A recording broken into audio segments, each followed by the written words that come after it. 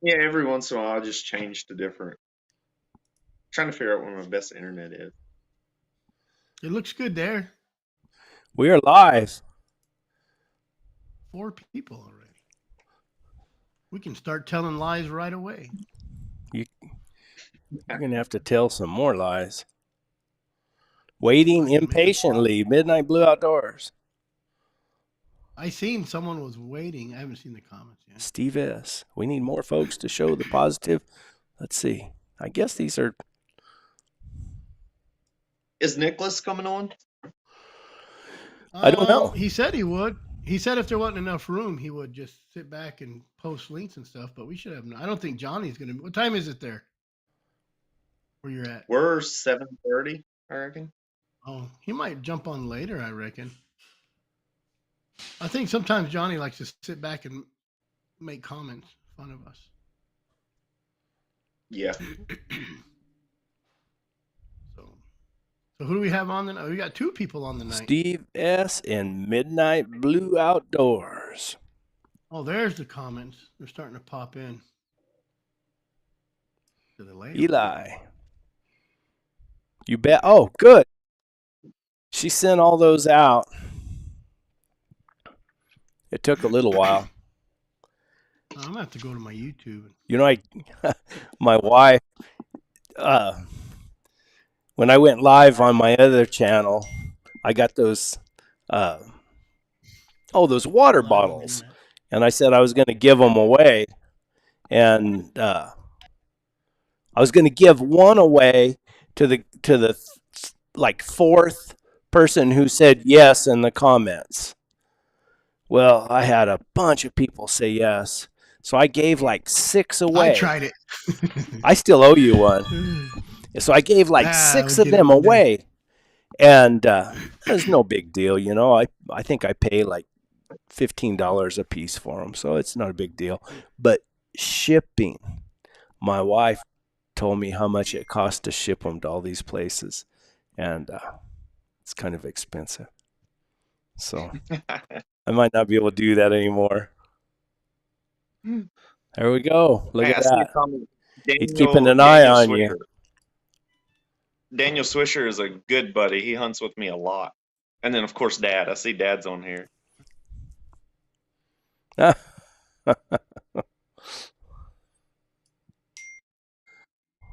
What the heck is this?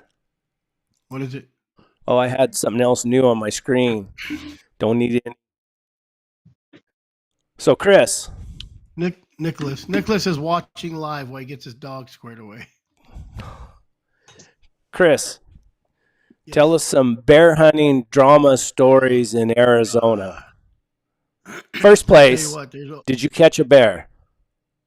No, you ran to a different unit that was closed.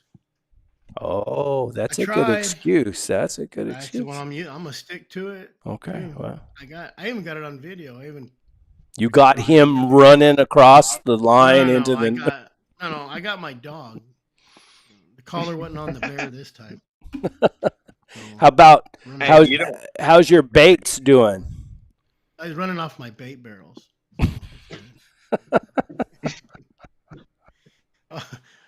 Probably have game and fish. I'm not home, so they can go over there if they want. How about George? How's the bear hunt? It's been too hot and dry.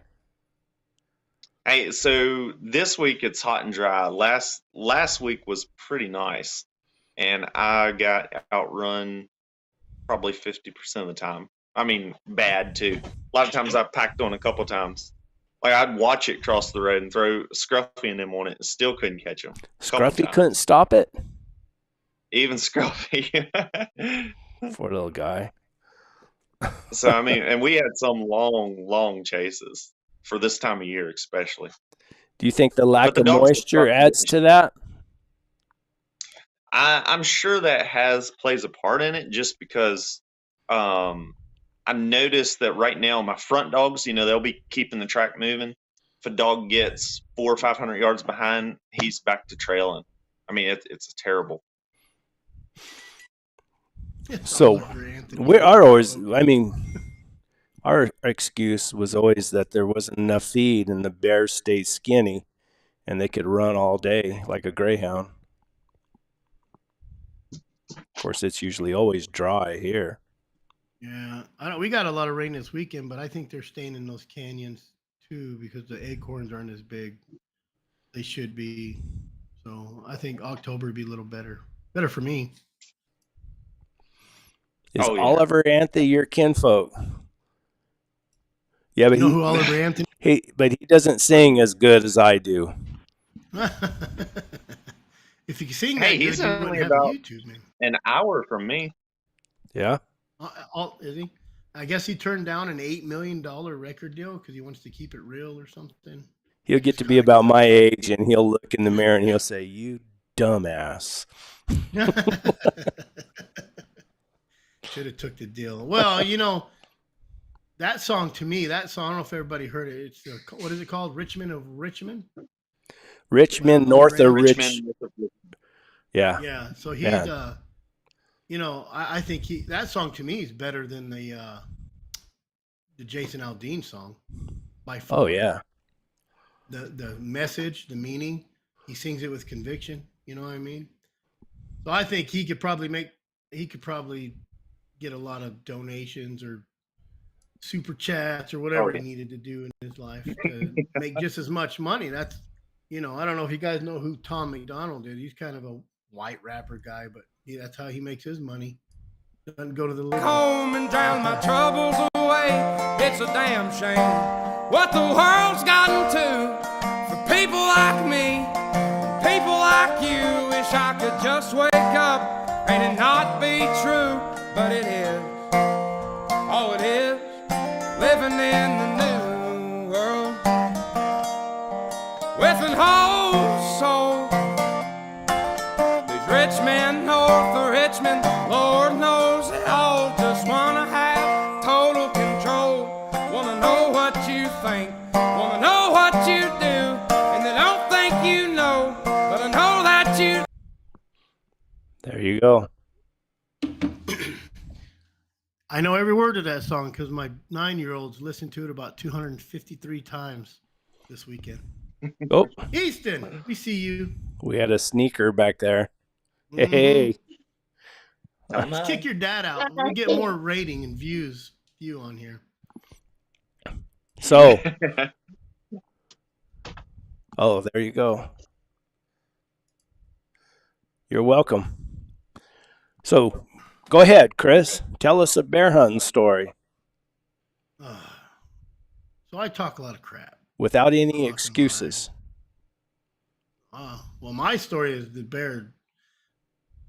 We didn't see nothing. I rigged. I walked in. I free casted, and then I was on my way back to camp, and it was Sunday, and it was windy, and it's kind of a messed up story too because I don't know if you've ever had a dog fall off a rig and almost hang themselves.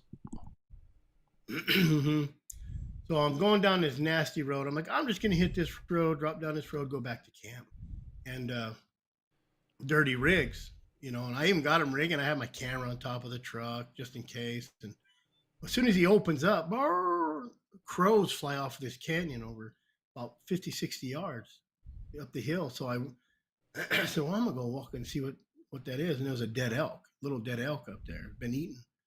So I told my son, Lyndon, the one with the mullet, I said, go back and let Dirty off. And he runs down the hill and he says, Snoopy jumped off. I said, well, put him back on. He goes, he's still hooked up. And you can see him on my camera walk off that edge and try to walk on the edge and fall off. And you'll see his head pop up. I think his back feet could hit my back tire, but my side of my truck is scratched up where he was trying to get back up. So my son pushed him back up, kind of saved his life. So was he choking down pretty bad already?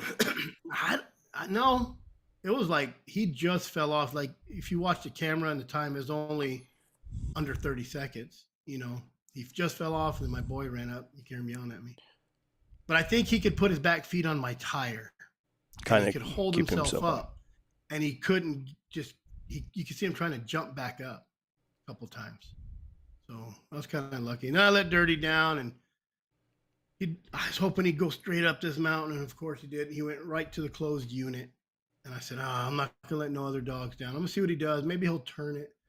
And I could see where that bear was doing big circles. Well, he did it like 3 times, and Dirty would come back and then find him, go again, and I had to haul butt around and hit the road that separates the unit and pick him up.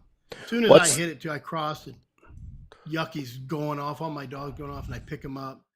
Go turn around, and as soon as I come back, as soon as I hit that spot again, they all blow up again. I'm like, you gotta what's the rules of if you start a bear in the good unit and he crosses into the other unit and he trees, do you get in trouble just for retrieving your dogs? No, I don't think you'll get in trouble retrieving your dogs. That you won't. I don't think you will. None of the game wardens I know. I don't know. There's a couple of people out there that they might harass because they know. But you can't. Of course, you can't harvest that bear. No, and you can't run one off the other side. Same unit though. When I got my dad's bear, and it was actually me and Elizabeth, and our dogs back trailed long ways. We picked him up, brought him back, put him on the trail again. They tried to back trail again. I think there's a coon right there that was running in that. Well, I know there is one there. So we turned him, got him going the right way, and we treat a bear, same thing, same units, like 100 yards from that unit. So I was lucky. So, and when our units close, so if they do the sow limit, and I heard, this is another rumor I'll start, kind of a rumor, I heard it from officials, but there's like 8 sows killed by a guide in that unit. Shutting it down. Making that money. I know who it is. I want to say who it is. I don't know for sure. I know it's who it was. I was told that's who it was by somebody. Good. But it's a rumor that there were 8 sows. 8 sows killed by one outfitter. Is it showed up on the report? Well, it will. Well, not yet though. It'll show up, but it will. So George, yep. How about you guys? You guys catch some? So I ain't sure how many we caught. I mean, we didn't catch many last week. Like I say, we got outrun more than caught them. But yeah, it was a good week of running. This week with this week coming in, I don't know. I might go a few. We can hunt up till 10 p.m. So I might go a few evenings, maybe. But I don't know. It's hot. How long do your races usually last? I know that's probably everyone's different, but it is kind of what you said. I mean, some of them are 20 minutes. Some of them, the other day, it was a little after daylight, and I think I got home about dark. So, I mean, I don't know. Can you, when you tree after night, can you shoot them at night or no? No, here it's retrieve only. Once they go by the normal, half hour of daylight, half hour to daylight. Yeah. Or sunrise, sunset. Yeah. But we're not even, we can't even carry a rifle till December. We're just chase season only right now. Yeah, we open on. So they shut down. They shut down the unit quick first week by Wednesday. So it opened on a Friday. Shut it. Unit 1 by Wednesday, and then the unit just shut down now. 3B shut down. It shuts down this Wednesday. So that's another thing that happened is I got a bunch of calls that people said, "Hey man, is this unit closed?" Because the Game and Fish website says it's closed because they put closed on it with no closed date. So, and there was a lot of guys out in that unit hunting. I said, "Well, if it's closed, there's a lot of outlaws going on right now." So. Yep. And I had to squash a 50-pound bear story. I was told some guy. Oh yeah, you probably need to tell that. Yeah, this guy says, "Oh, this guy killed a 50-pound bear." And I didn't know the guy. I just met him right now, Facebook, whatever. And I bumped into him and I said, "Did you kill a 50-pound bear?" He says, "No." He says it was 250-pound bear. He showed me a picture on his phone. He goes, "It was just already skinned it out, sitting on my bed. The head, looked like it was just a little tiny 50-pound bear, just the fur, and maybe the paw is probably hanging out." And good old rumors. So, Nicholas. Hey, friends. Look at that background. That looks familiar. I know. I'm in New Mexico. Looks Coming like at the you live from the caballos. field. New Mexico fighting the hound. Fighting the hound, guys. See right above his head right there? I chased a lion around for 4 days. And then Really? I'm sure that's the caballos. It looks like them. Where'd you get that picture? To be honest, my wife got it from some stock photography website. Looks just like the caballos. All Does it really? bluffy. Nice. Yeah. And then I had to go to work that Monday, and that's Bighorn Sheep Range. And they sent a government trapper in there, and he caught a 140-pound tom the next morning. Nice. Yeah, I guess. Nice for him. Wasn't nice for me. That looks just like the caballos. It might not be because I don't see the antennas because they have antennas up on top, but it looks just like that country. Well, this was the background that I used for the thumbnail picture of the podcast episode that I did with the one and only Brett Vaughn over on the Hound on the Run podcast. Cowboy Vaughn. Go there Cowboy now and Vaughn. subscribe. That's right. Cowboy Yeah. Vaughn. If you guys ever want to hear my story, I guess Nicholas His origin story. pulled it all out of me. That's right. From Airedales to staghounds or coyote dogs to pot lickers. To regular old pot lickers. Yep. Thanks for having me on. Yeah, you're welcome. Thanks for coming. Sound like he's trying to get out of it for a little bit there, Nicholas. Well, all I was saying is that if there's a lot of people, Yeah. like I don't necessarily need to be on here. I like being on here. We got a couple guests tonight. Yeah, we got 2. Well, yeah. We kind of discussed this with Chris. I don't know. We haven't really talked about it with George or with the world out there. But we're kind of thinking that we'll just have segments like Jason Duby's going to come on tonight. And we figured, if he can we might set a timer and say, you got 15 minutes, and that way we can get more people on because we have quite a few people wanting to get on. And I think it'd be cool just to have, a segment like Jason would be a good one to come on, regular because of the Full Cry magazine. He could come on and share the progress that they're making with that, what their ideas are, or how they're going to have it out there for people to see. And then just give us a little update. Yeah, and then I'd like to have Calvin Redhouse on again, kind of, a little 15-minute segment, see how his hunting's going.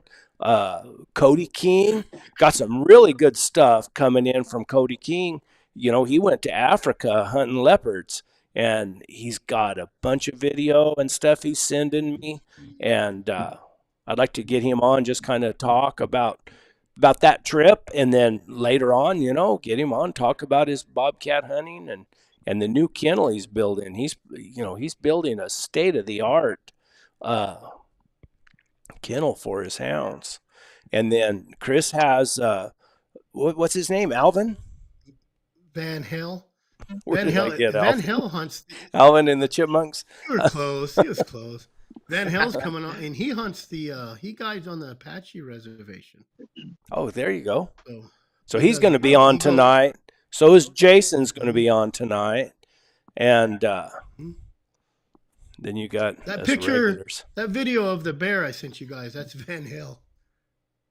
See that? The one that the dog's riding the bear up the tree. Mm-hmm. Yeah. So. Let's see. Here we got a question. That lets you know right there that dogs don't land like cats. How many government trappers with hounds still around these days? I think there's more than we know. I think on the You West don't hear about Coast them there's too a much. few. They got to keep Oh, quiet. California. They can't say what they're doing. Yeah, let's not hunt. Let's not hunt lions. Let's not let no one hunt lions, but let's still go kill 1,000 lions a year. Oh yeah. And instead of the hunters paying for the privilege to hunt, take taxpayers' money and pay these guys to hunt them. Mm-hmm. It's a Don't very get me- controversial topic around here. Don't get me started. Very. The guys who get to do it, they don't say a word about it. But Yeah, I don't think you get to say a word about it. So, but anyway. Yep. Oh, so that'll be some interesting talk. And then the full cry guy, I think that's gonna my be a little good one. sister. She wants me to send her a water bottle. That'll be $25 Double it. Family, double it. plus shipping. Look, I got dogs in here bugging me. Go away. This dog right here is a chocolate lab that I told my daughter to cull because when it was born, it would drag his back feet around. You know where that tongue's been, Chris. I know. Probably no. Anyways. So I told her, get rid of that dog. And she said, no, it's fine. So she sends me a picture of it walking. I said, don't lie to me. That's his brother. Don't send me a video of the other dog. He had another chocolate lab. And that was hers. So she said, no, it's him. I swear. Well, the other pup actually died of parvo, and this one started walking. So that's why we call it Gump. Forrest Gump. Gump. One day he was running, and he's a good man. He's a good bird dog. Good bird dog. And he was at my house running like a maniac, and she brought him to her apartment. I said, man, good luck with that. And he actually has worked out really good. Look. Yeah. I know, I got... That's Scruffy. I know, I got this other one right here. Look at Nicholas is thinking about going and getting a dog. I can see it in his eyes. Yeah. little Catahoula dog here. She stole too. So. He's looking out the door saying, I can go get a dog. I got old Finn sitting right next to me. Oh, he's sleeping. Quick, go get out of here. Shoo. I'd have to drive 20 miles to get a dog. Actually, Finn's mom, she actually came from dry ground lion dogs in Arizona. Oh, cool. Who? I have no idea. Yeah, Finn was given to me as basically a coal. He treats raccoons pretty good, but he's got really bad ear problems that I've just never been able to fix. And does he itch them a lot and they're swollen? He what? Does he itch scratch them them a lot and they're yeah they get all yeasty and gross and yeah. You ever gave him Benadryl and see if it went away? No, not for the ears. I mean, he's been stung by bees and stuff, and I've had to give him Benadryl for that. But I've never heard of doing Benadryl for ears. I have a dog that does that, and I've given her Benadryl, and they've settled down before. Really? I got some like medicated ear wash that works pretty good. I don't know. It's just like it's like a lifelong thing. But yeah, he doesn't hunt too much anymore. But my first dog. Works on kids too. If you give them Benadryl, they go night-night. Dramamine.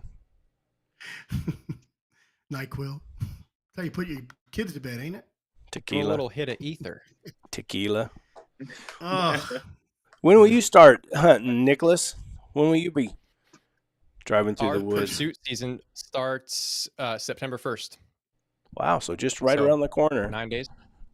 Yep, very, very excited. Still got a lot of stuff to get in order, but I'm trying to build my new dog box before then. I don't know if that's actually realistic. But nothing wrong with the one I have now. I just want a little more room. I can't wait to get mine from Old South. When is that scheduled? I don't know. I haven't heard from them. I sent them a deposit, and I think I'm gonna take the bed off my buggy, load it up on the trailer, and I'm going to drive to Louisiana to get it. There's your Man, video. Yeah, and Sounds like a fun trip. I want to go shake their hand and have them mount it on my buggy to make sure everything's right.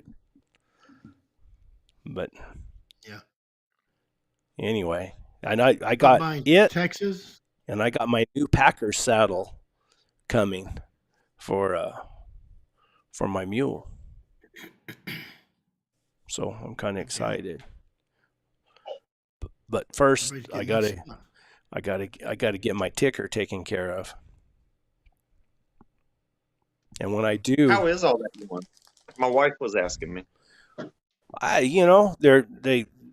they couldn't do well.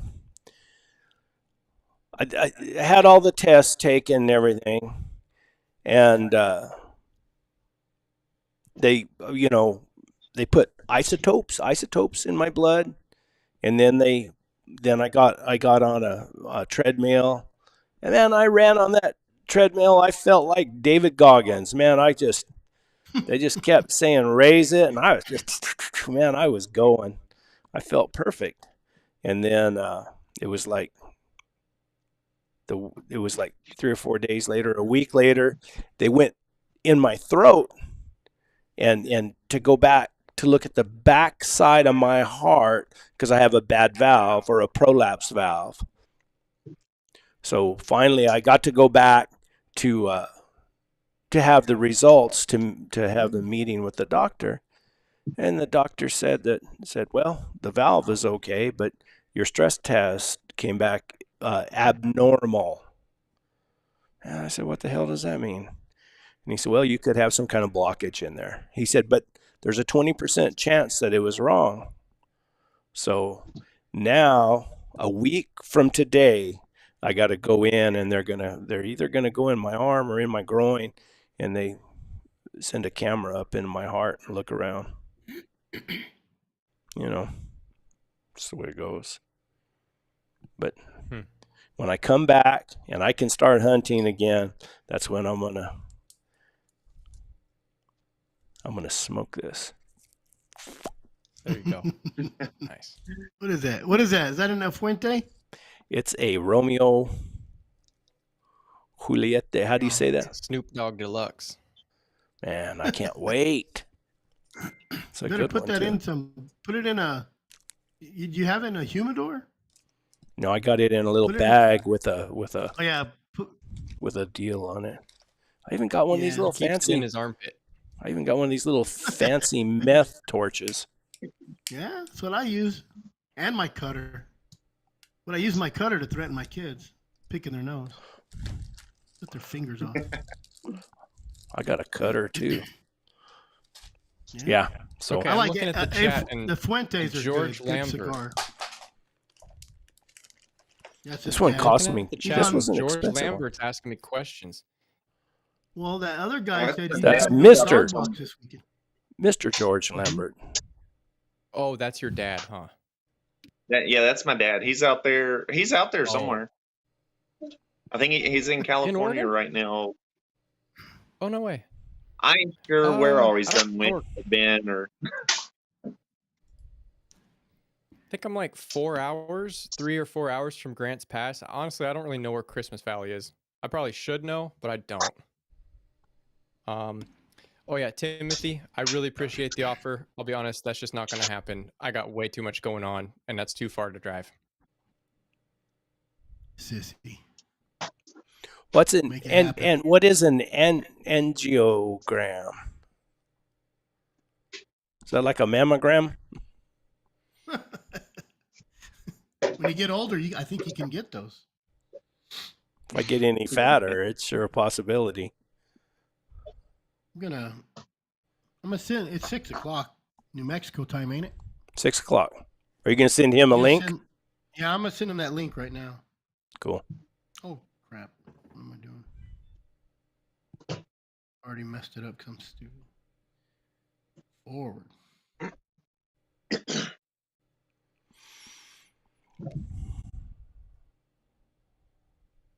So is I'm this Jason coming on now? No, I think Van this is Hell. Van. I think Jason. We're gonna have Okay. Jason come on at 6:30 Van Hell Okay. runs Trophy Outfitters. my time, so it'd be 30 minutes from now. Yeah. So you might get a ring. I kind of told him how to do it. I said I'll send him the link. He's gonna try it in his barn first. He has bad internet over at his hunting cabin. He's in New Mexico. He's saying he has. I texted him this morning. I'm like, hey, what are you doing tonight? He says, and I said, well, we could do it next weekend, or next week or whatever. But he said he's gonna try it. We're gonna try it. He has kind of bad internet over there, but I think we all have bad internet sometimes. Won't regret an old South box. Man, and this one's going to be decked out. Has a water tank and storage, and it's the flat bed that goes on my, so I can have plenty of room.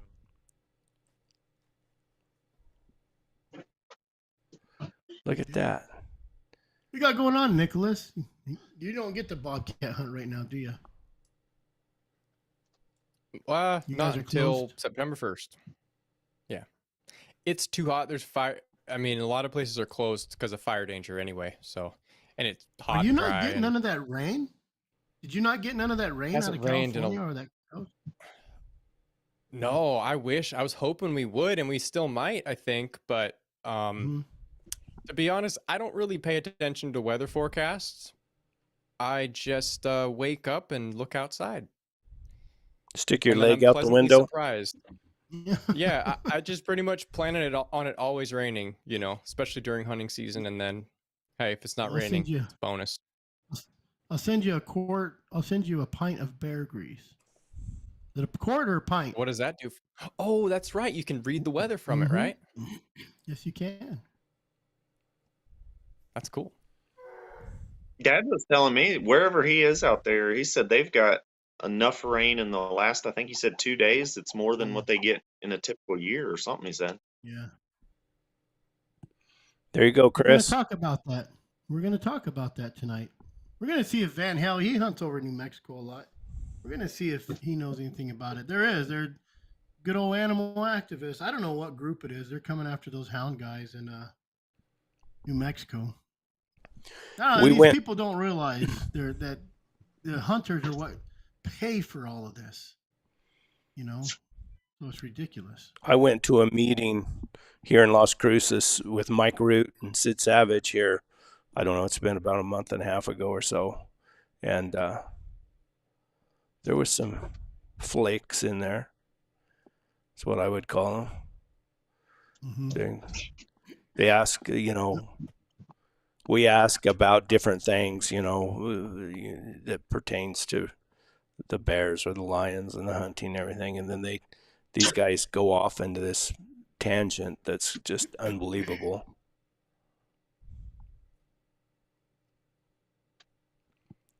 Now, what in the world? Now, how are we supposed to decipher this?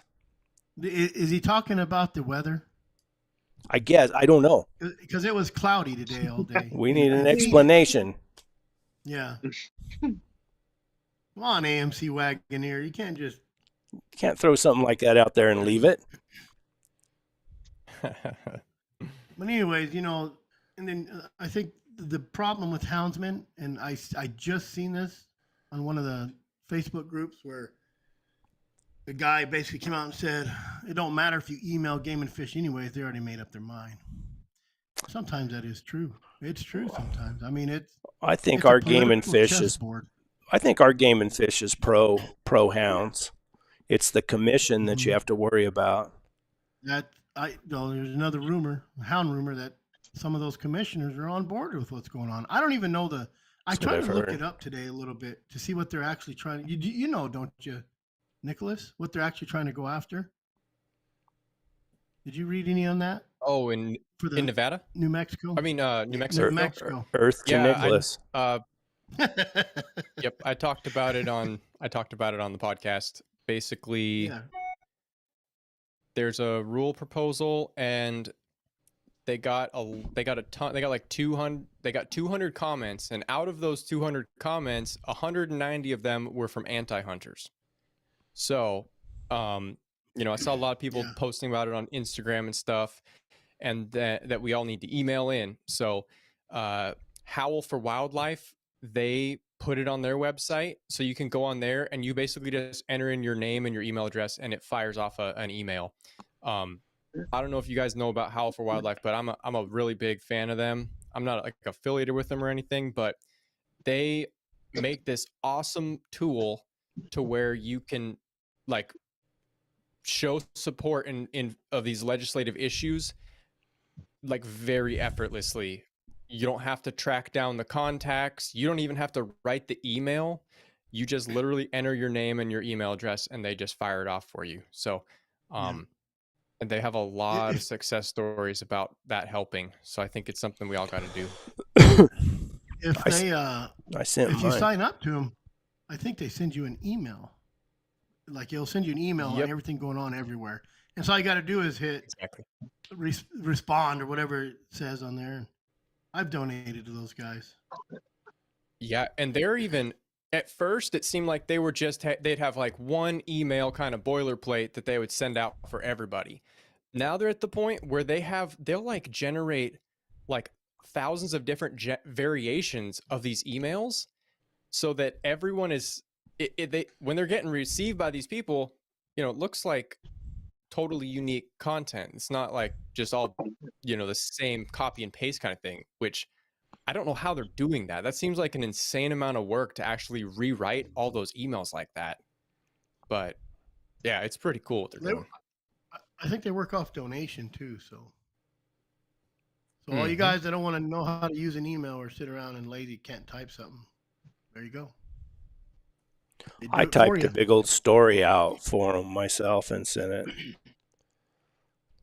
So Yeah. I don't Well, I sent know. him the link. We're waiting on Van Hell. He may not have good Hmm. enough internet. He said he's going to try his barn first and then try his phone later. He may have to climb to the top of a hill, get some reception.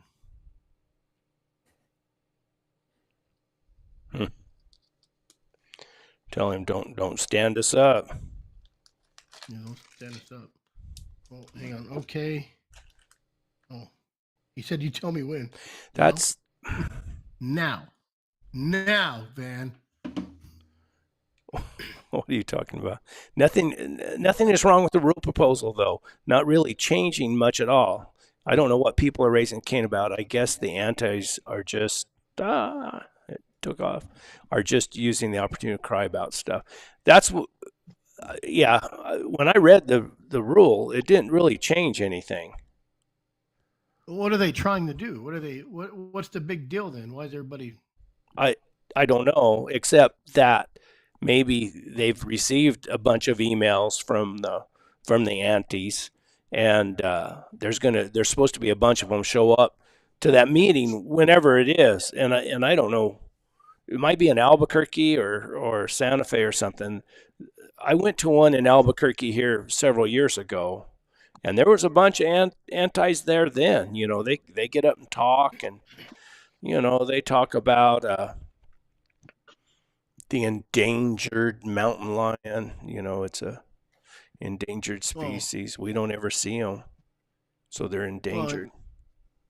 in Mhm. Arizona they threw the jaguar in, they threw the Canadian or what is it, the Canada lynx Uh-oh. in and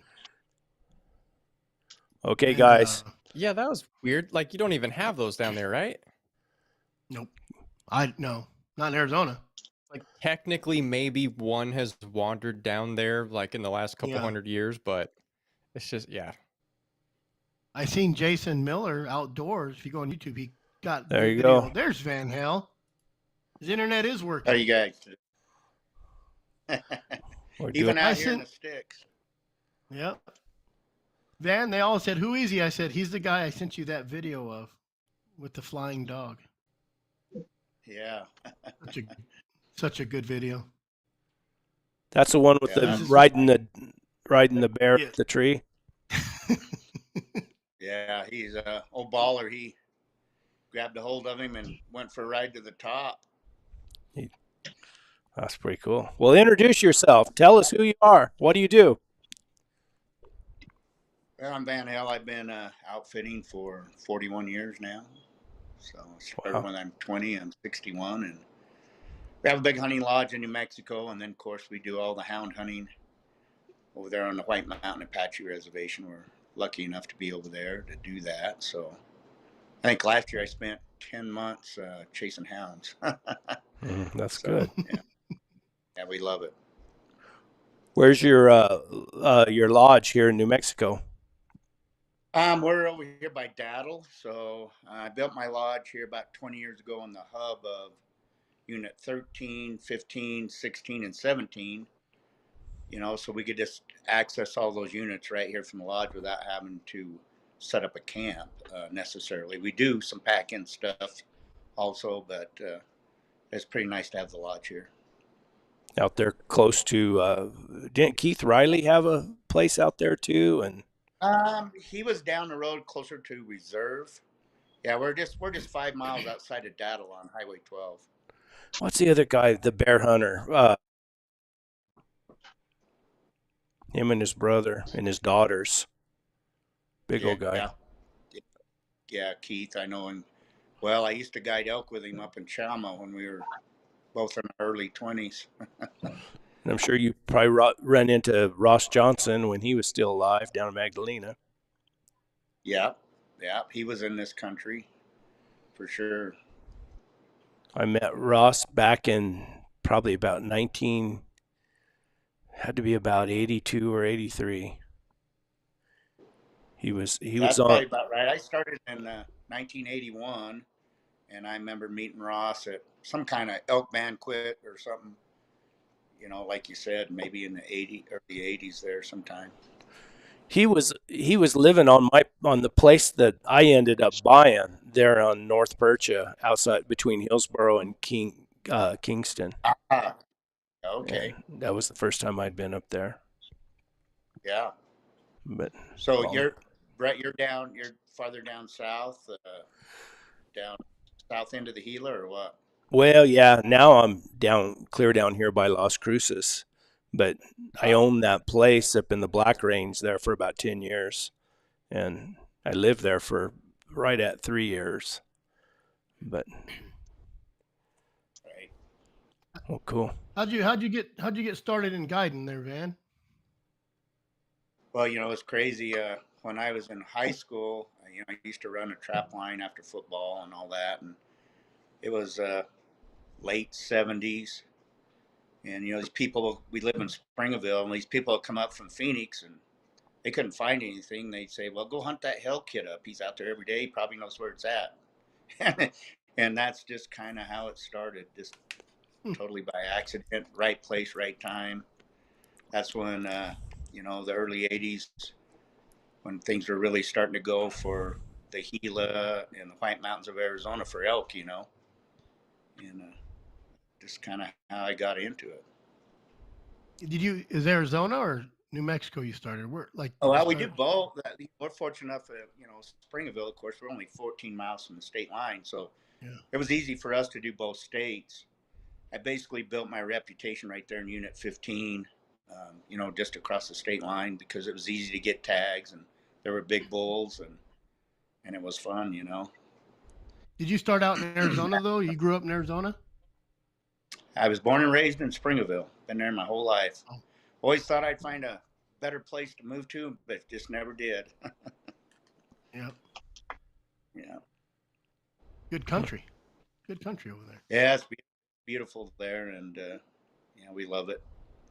Now I can't imagine moving anywhere else. Oh yeah. What do you think about that? Oh, go ahead. Go ahead, Brett. I was just. What do you think about that? I'm gonna stop. No, you got the show. floor. You got the floor. Hey, what do you think about that New Mexico hound thing going on? You know anything about that? We were just talking about it. I'm probably the last guy to ask because I just barely found out about it. I've been bear hunting on the res, and I leave at 3 a.m. and the time I drive over there and come back, I'm pretty tired, and I just happened to look on Facebook or something the other day, and they're asking for support. So you guys are probably way more informed than me. But of course, we always have a battle to fight to try to keep our dog and our bear lion hunting alive in a lot of states, you know. Yeah, they Oh seem to yeah, be after us. Arizona. Yep. You know they calmed down in Arizona for the last couple of years, but I'm sure I think it's coming back here this in 24. My Oh, prediction. for sure, they'll make another run at us for sure. Hmm. So, you know, like I know in New Mexico they've been talking about it for a while, and hopefully we can get enough support in there to, you know, be able to keep our rights for sure. Yep. But Yeah, you got what on the patch exactly? What? Go ahead, Go Chris. ahead. Or what I was going to say is, what exactly is going on out there? Just to, here in the East, I've seen a few things on Facebook, but I'm not really all up on it. Probably Brett would be the best one to ask on that. I was kind of like Nicholas, or somebody had said about the rule change. It was the guy on here that really wasn't that much different. I think they were even up in the quota, and what was recommended was to up the quota in some units, I think. But I think what's got everybody concerned is that there's going to be so many antis that are going to be at the meeting. And I I know Mike Root called me. I mean, he called me up and he was kind of upset. He was scared they're going to be taking his hounds, or his right to be able to run his hounds. And he said, "Man, we got to go to this meeting. We got to go to it." So I told him I don't know when it is. Yeah, I don't either. Like I said, I just heard about it, and I guess yeah. Anytime you draw attention to something like that, you can believe the antis or the liberals are gonna join in for sure. Yeah, and that's probably that rule change. Whatever it was, where's was that H? Let's see, HMH. Yeah. Nicholas is usually the quick one on looking that stuff up. Well, Nothing is wrong with I the got it rule pulled up proposal, on though. Owl. Nothing changed much at Oh, all. you got it pulled up. Yeah, I started reading that how, and they say that every Yeah. time though. So Oh, there's going to be tons of this and tons of this, and you get there, and there's like they send their lead minions. That's what they did in Arizona. There's only a couple of them. There wasn't 100 guys out there, protesting. It was just, they go up there and they say their piece, and then they go away. And then when they do the video ones, it was all Tucson. Every person in Tucson that got on that video were anti lion hunting. Yeah, That's how you it know, works. and so like everything. I got We're the there's one sentence in their description that kind of sums up why we're raising Cain about it, is that the anti-hunter groups, where to go? Predictably, anti-hunting groups have seized the opportunity to create controversy over predator management as a whole. So they're just taking the opportunity to make a ruckus about they don't want any hunting at all.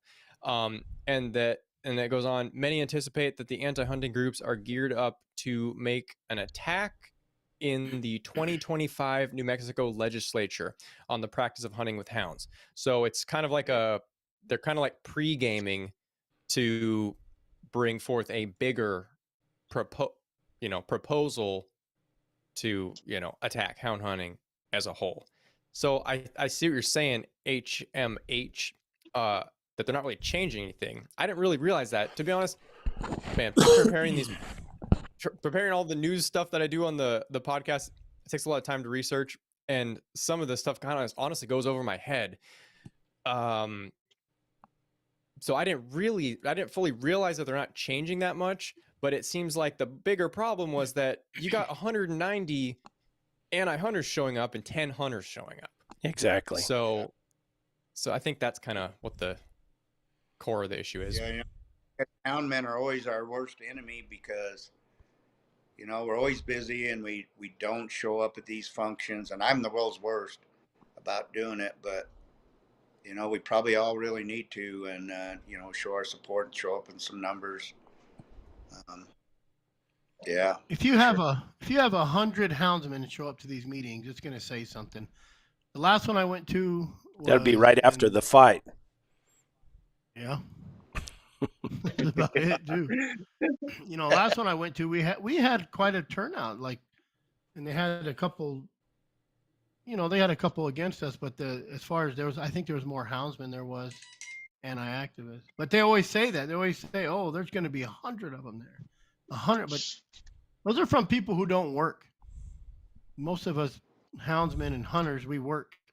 Those guys just sit around and do nothing. They'll schedule these meetings on purpose where we can't go, either right in the That's a fact. main season, busy, or something crazy, and makes it difficult for us all to get there. And of course, most of these antis that have time on their hands, they have time to gripe about us in the first place, probably don't have a Mm-hmm. job. Well, and Yeah. it seems like it always gets brought up in the fall. Well, I don't hear nothing Yeah. in July. You know, it always gets brought up in the fall when I'm we're not. all getting back out in the field. They used to do the same thing, back in the day. We'd have these big game and fish meetings over bear, lion, or elk, whatever it may be, and they'd schedule it like in October. Like, really? We can't go to that. We have clients. Yeah. But somehow we have to overcome that, I think, and show up. Does anybody know who the commissioners are or anything about them? Look at Nick's I on don't. it already. I could tell. He's on it. Our tech man is on it. Look at him. He is on it. So how is it hunting on that reservation there, Van? Well, A lot I've of been rules? blessed. I've been there 14 years for lion, and everybody thinks because you're on the res, there's a lion behind every bush, but we all know there isn't. Nowhere in the world is there a lion behind every bush. So you still have to work really hard on the cats. There is a lot of bears, especially in some areas. And I did all their depredation hunts for years, and just kept my foot in the door, and finally I was able to get in there. And I'm not going to lie, it's wonderful. But you get a lot of opportunity. You can really train some dogs because they get lots of opportunity, and it's just a fantastic place to go run bears for sure. And you on your lions, you're doing snow and dry ground, huh? Yeah, we do both dry ground and snow. The problem with the res on dry ground is it's usually frozen mud, and so by the time March runs, it's just at the altitude of 9,000 to say 6,000, 5,000 feet, and of course we start spring bear hunting 1st of April, so that leaves me March more or less to dry ground hunt, and it's just terrible conditions. It's pretty much frozen mud, and so I always looking for a place other than there to go dry ground hunting horseback in, Chiricahuas or something like that. But it's pretty good line hunting on there, December through February. Yeah. Do you get to hunt? I mean, is there anybody guides on the San Carlos? What's that? Is there anybody guides or gets to run lions on the San Carlos? I used to hunt the San Carlos for 15 years, and then they did something. They kicked all of us non-natives off. It's been a long time since we've been able to hunt lion on there. Now you can go on there with a pack of hounds, but you can't guide. And I think they allow you. Now don't take this to the bank because I haven't really researched it in a while. I think you can go on there with like 5 dogs, and you have to have your own tag, and you can kind of go over there and hunt on your own, but you can't really guide lion hunters on the San Carlos that I know of. Yeah. Did you know Clark Richens? I don't. I think he does something on the San Carlos, and Yeah. Well, they're having a lot of problems right now with stock killers and so forth, like they did back in the day when I was on there. So, no telling they might make some concessions for somebody to go on there. Yeah. I think Clark worked for him, and he also had Yeah. hounds. And I know he caught a ton of lions in there, and did really well. It's really good dry ground hunting down there in the spring because that dirt fluffs up really nice, and you can see a track, pretty well, and pretty good trailing conditions. It's a pretty cool place to be, say, late February. Oh, cool. Do you Yeah, do I much had, baiting down on the res for bears? Yeah, we can in the spring, not the fall. So we can hunt bears from April 1st through August 31st, and we can bait and run hounds. So it's pretty cool because you can really target some big bears with your dogs. You go by the bait, of course, before daylight, look at the camera and say, yeah, he was the last one here. Let's try him. A lot of the problem there, though, is there's so many bears that sometimes it's hard to get to the big one. He was there at midnight, ran everybody off, and then he leaves at 2 in the morning. Then everybody else shows back up, and so sometimes you have to spend a few days trying to get right. I think this spring we caught and killed 26 bears, and we turned 42 bears loose that we didn't shoot. So Yeah. there's a few other guys on res, and they don't. A lot of them don't have hounds, and they just do bait. But that's too boring for me. you're getting up there in George Lambert territory. Yeah, we don't want to sit. How many you guys have bears like that too, don't you, George? I probably similar to that. Yeah. If we got dogs to run, we can typically find. Yeah, we might not catch them all, but we can usually find a couple tracks a day this time of year. Yeah. So, They don't have a limit on catching what them. you can kill on the res either, right? No, you kind of manage your own show there, and so you got to take that into account. When they first gave me that area, nobody had hunted in a long time, so I think in the last 3 years I've killed 20 bears that made the book, which is like insane. But a lot of those bears were 20 plus years old down by Salt River, and nobody just Yeah. went out.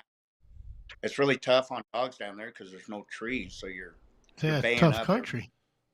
Yeah, really tough country. You're baying everything up on the ground or in a cave or something crazy.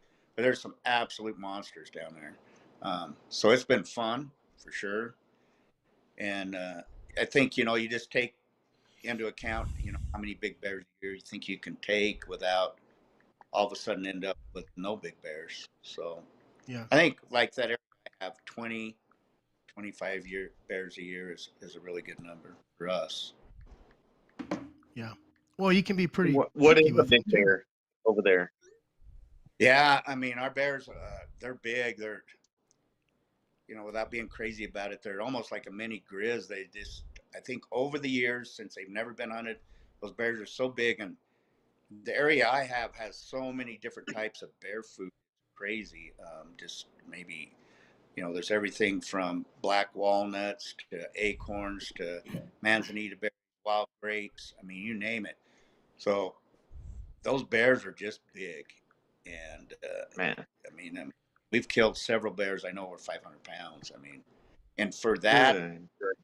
in ours in Arizona, I mean, you can go way east over where I live by Springville, and you just don't see bears like that. They're really not even built quite the same. Yeah. So yeah, it's a lot of fun, but that country is so rugged. Here's I'm here's a little bit of a I struggle some, with the client. well, they Yeah. got a little like you ever heard the rumor how the grizzly and they got grizzly inside those black bears down there? You know, I really would love to, and without getting all crazy again, to DNA test some of those bears because, I could show you guys photos sometimes. They just don't look like a normal black bear. Well, Their they got that bone little structure. hump on them, right? Yeah, they got a grizzly hump, and these, and they're mean. Yeah. They're a aggressive bear, and they're normally not black.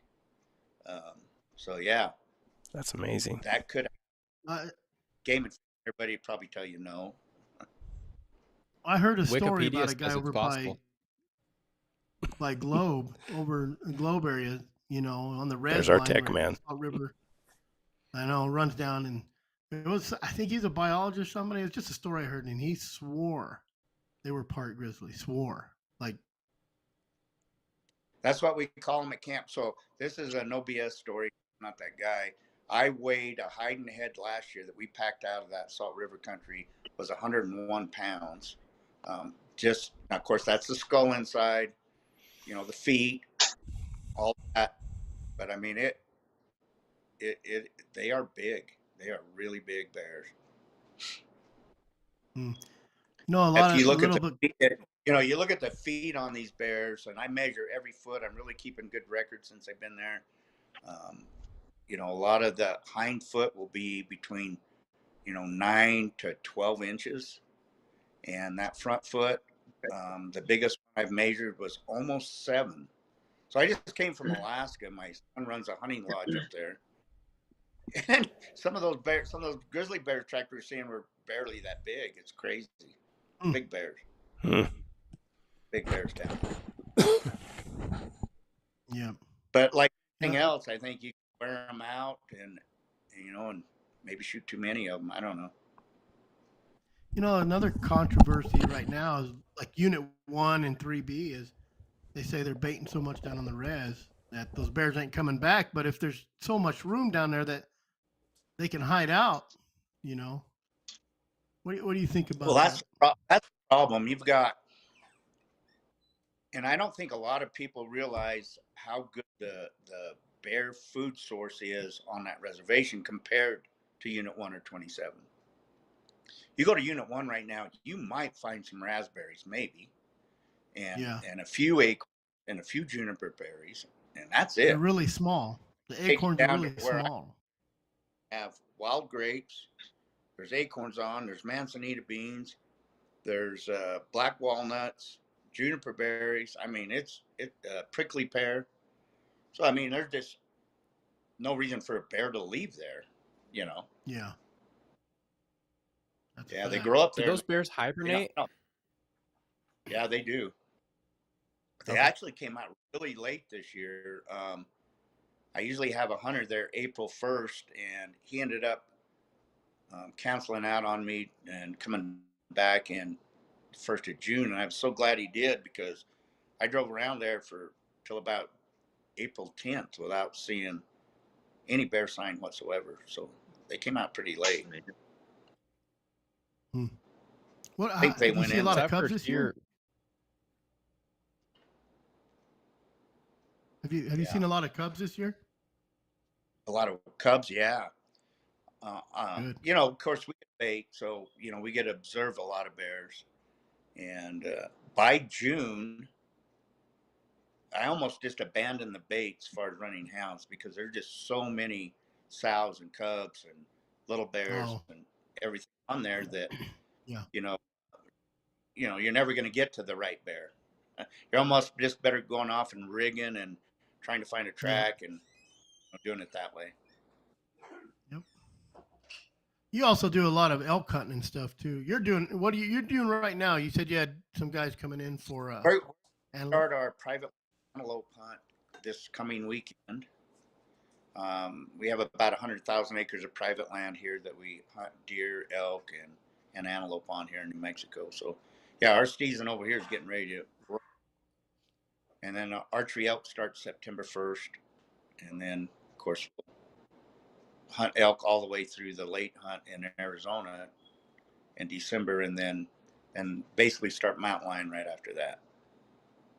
Yeah. What do you think? What was it looking like this year for elk? It looks really good. The horn quality is as good as I've seen it for a while. We had such a good winter, a good spring. As you guys know, our monsoon was a little weak, but it's green over here. Yeah. It looks good. Yeah. Really green. Yeah. Good deal. Good deal. And you're with, how can we find you? How can people find you? Well, yeah, just of course in these days social media, which I'm not that Yeah. great at. We try to keep up with posting some stuff. So on Facebook it's just Van Hale or Trophy Outfitters, 2 accounts, and then on Instagram it's Trophy Outfitters, and of course we have a website trophy-outfitters.com. So And you got it. Where's that video? It's on. Didn't you put that on Instagram?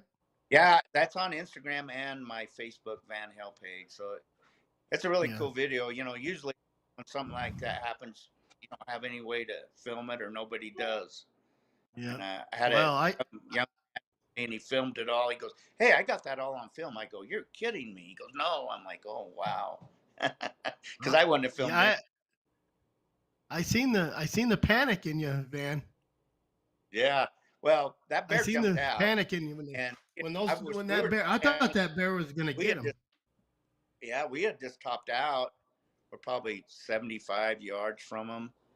And the bear seen us, and of course, starts coming down.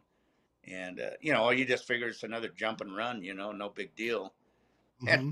man, they tackled that bear, and it got serious quick. Real quick. Real quick, yeah. Yeah. I seen a little panic in your eyes when you turned around and said, "Hand me that gun." Had to go to the vet. Clover, he got bit in the chest. If you slow it down, you can see that bear picked him up by the chest and slammed him. But I think the tracking collar actually saved him, because it a bit below the collar, which probably saved his life, maybe. Yep. It all looks I had cool. kind of a. It all looks cool until you got to go to the vet, right? Oh, then that's when it adds up. I had a similar experience. I had same thing. I had a bear come out, and I don't know why, but I ran up, and punched it in the butt, and it ran up the tree, and my Andy dog ran up and grabbed him in the butt because he thought, "Oh, you're doing it," and it took him up like 15 feet, and you're trying to catch him, Jeez. or you're like holding your breath when he hits the ground. But yeah, that dog was okay, right? Yeah, that dog was fine. I was so stunned, I just sit there, like I didn't even think about running down there and getting under the tree and catching him. I thought, I didn't think he was gonna let go for a second there. yeah, the bear finally come back down a little bit, and then he let go, which was probably good. No rocks under there. Good deal. Well, we appreciate you coming on for sure. Yeah, anytime, guys. I appreciate you giving me the opportunity to come on here. I don't know if it did any good or not, but Did you tell everybody how to contact you, or yeah, what the name of your business is, or? Yep. Yeah. Yeah, he gave out all the social media. The Outfitters. I dropped his links in the comments. Trophy Outfitters. You can just find me on Van Hale on Facebook, and I post everything on there. You got Sounds any good. room on the res this year for What's hunting? that?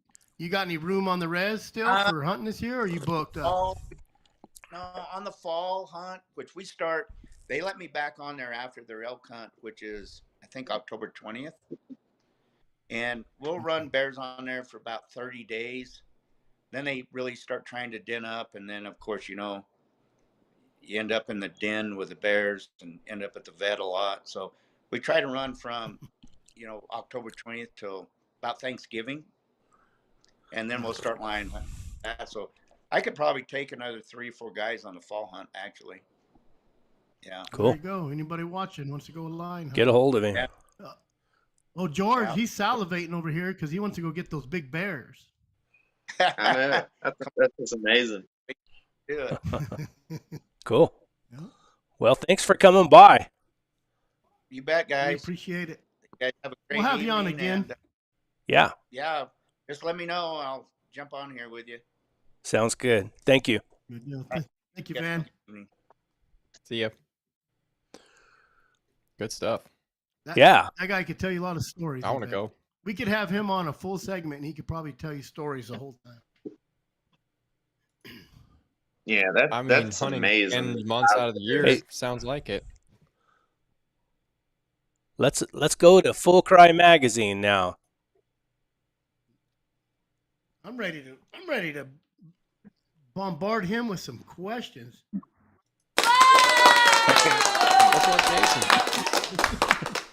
All right, we got another beard.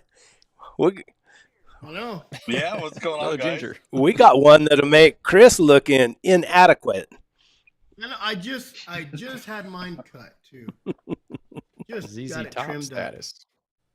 up. I know he's beating me out. He's even getting a little bit of gray in it.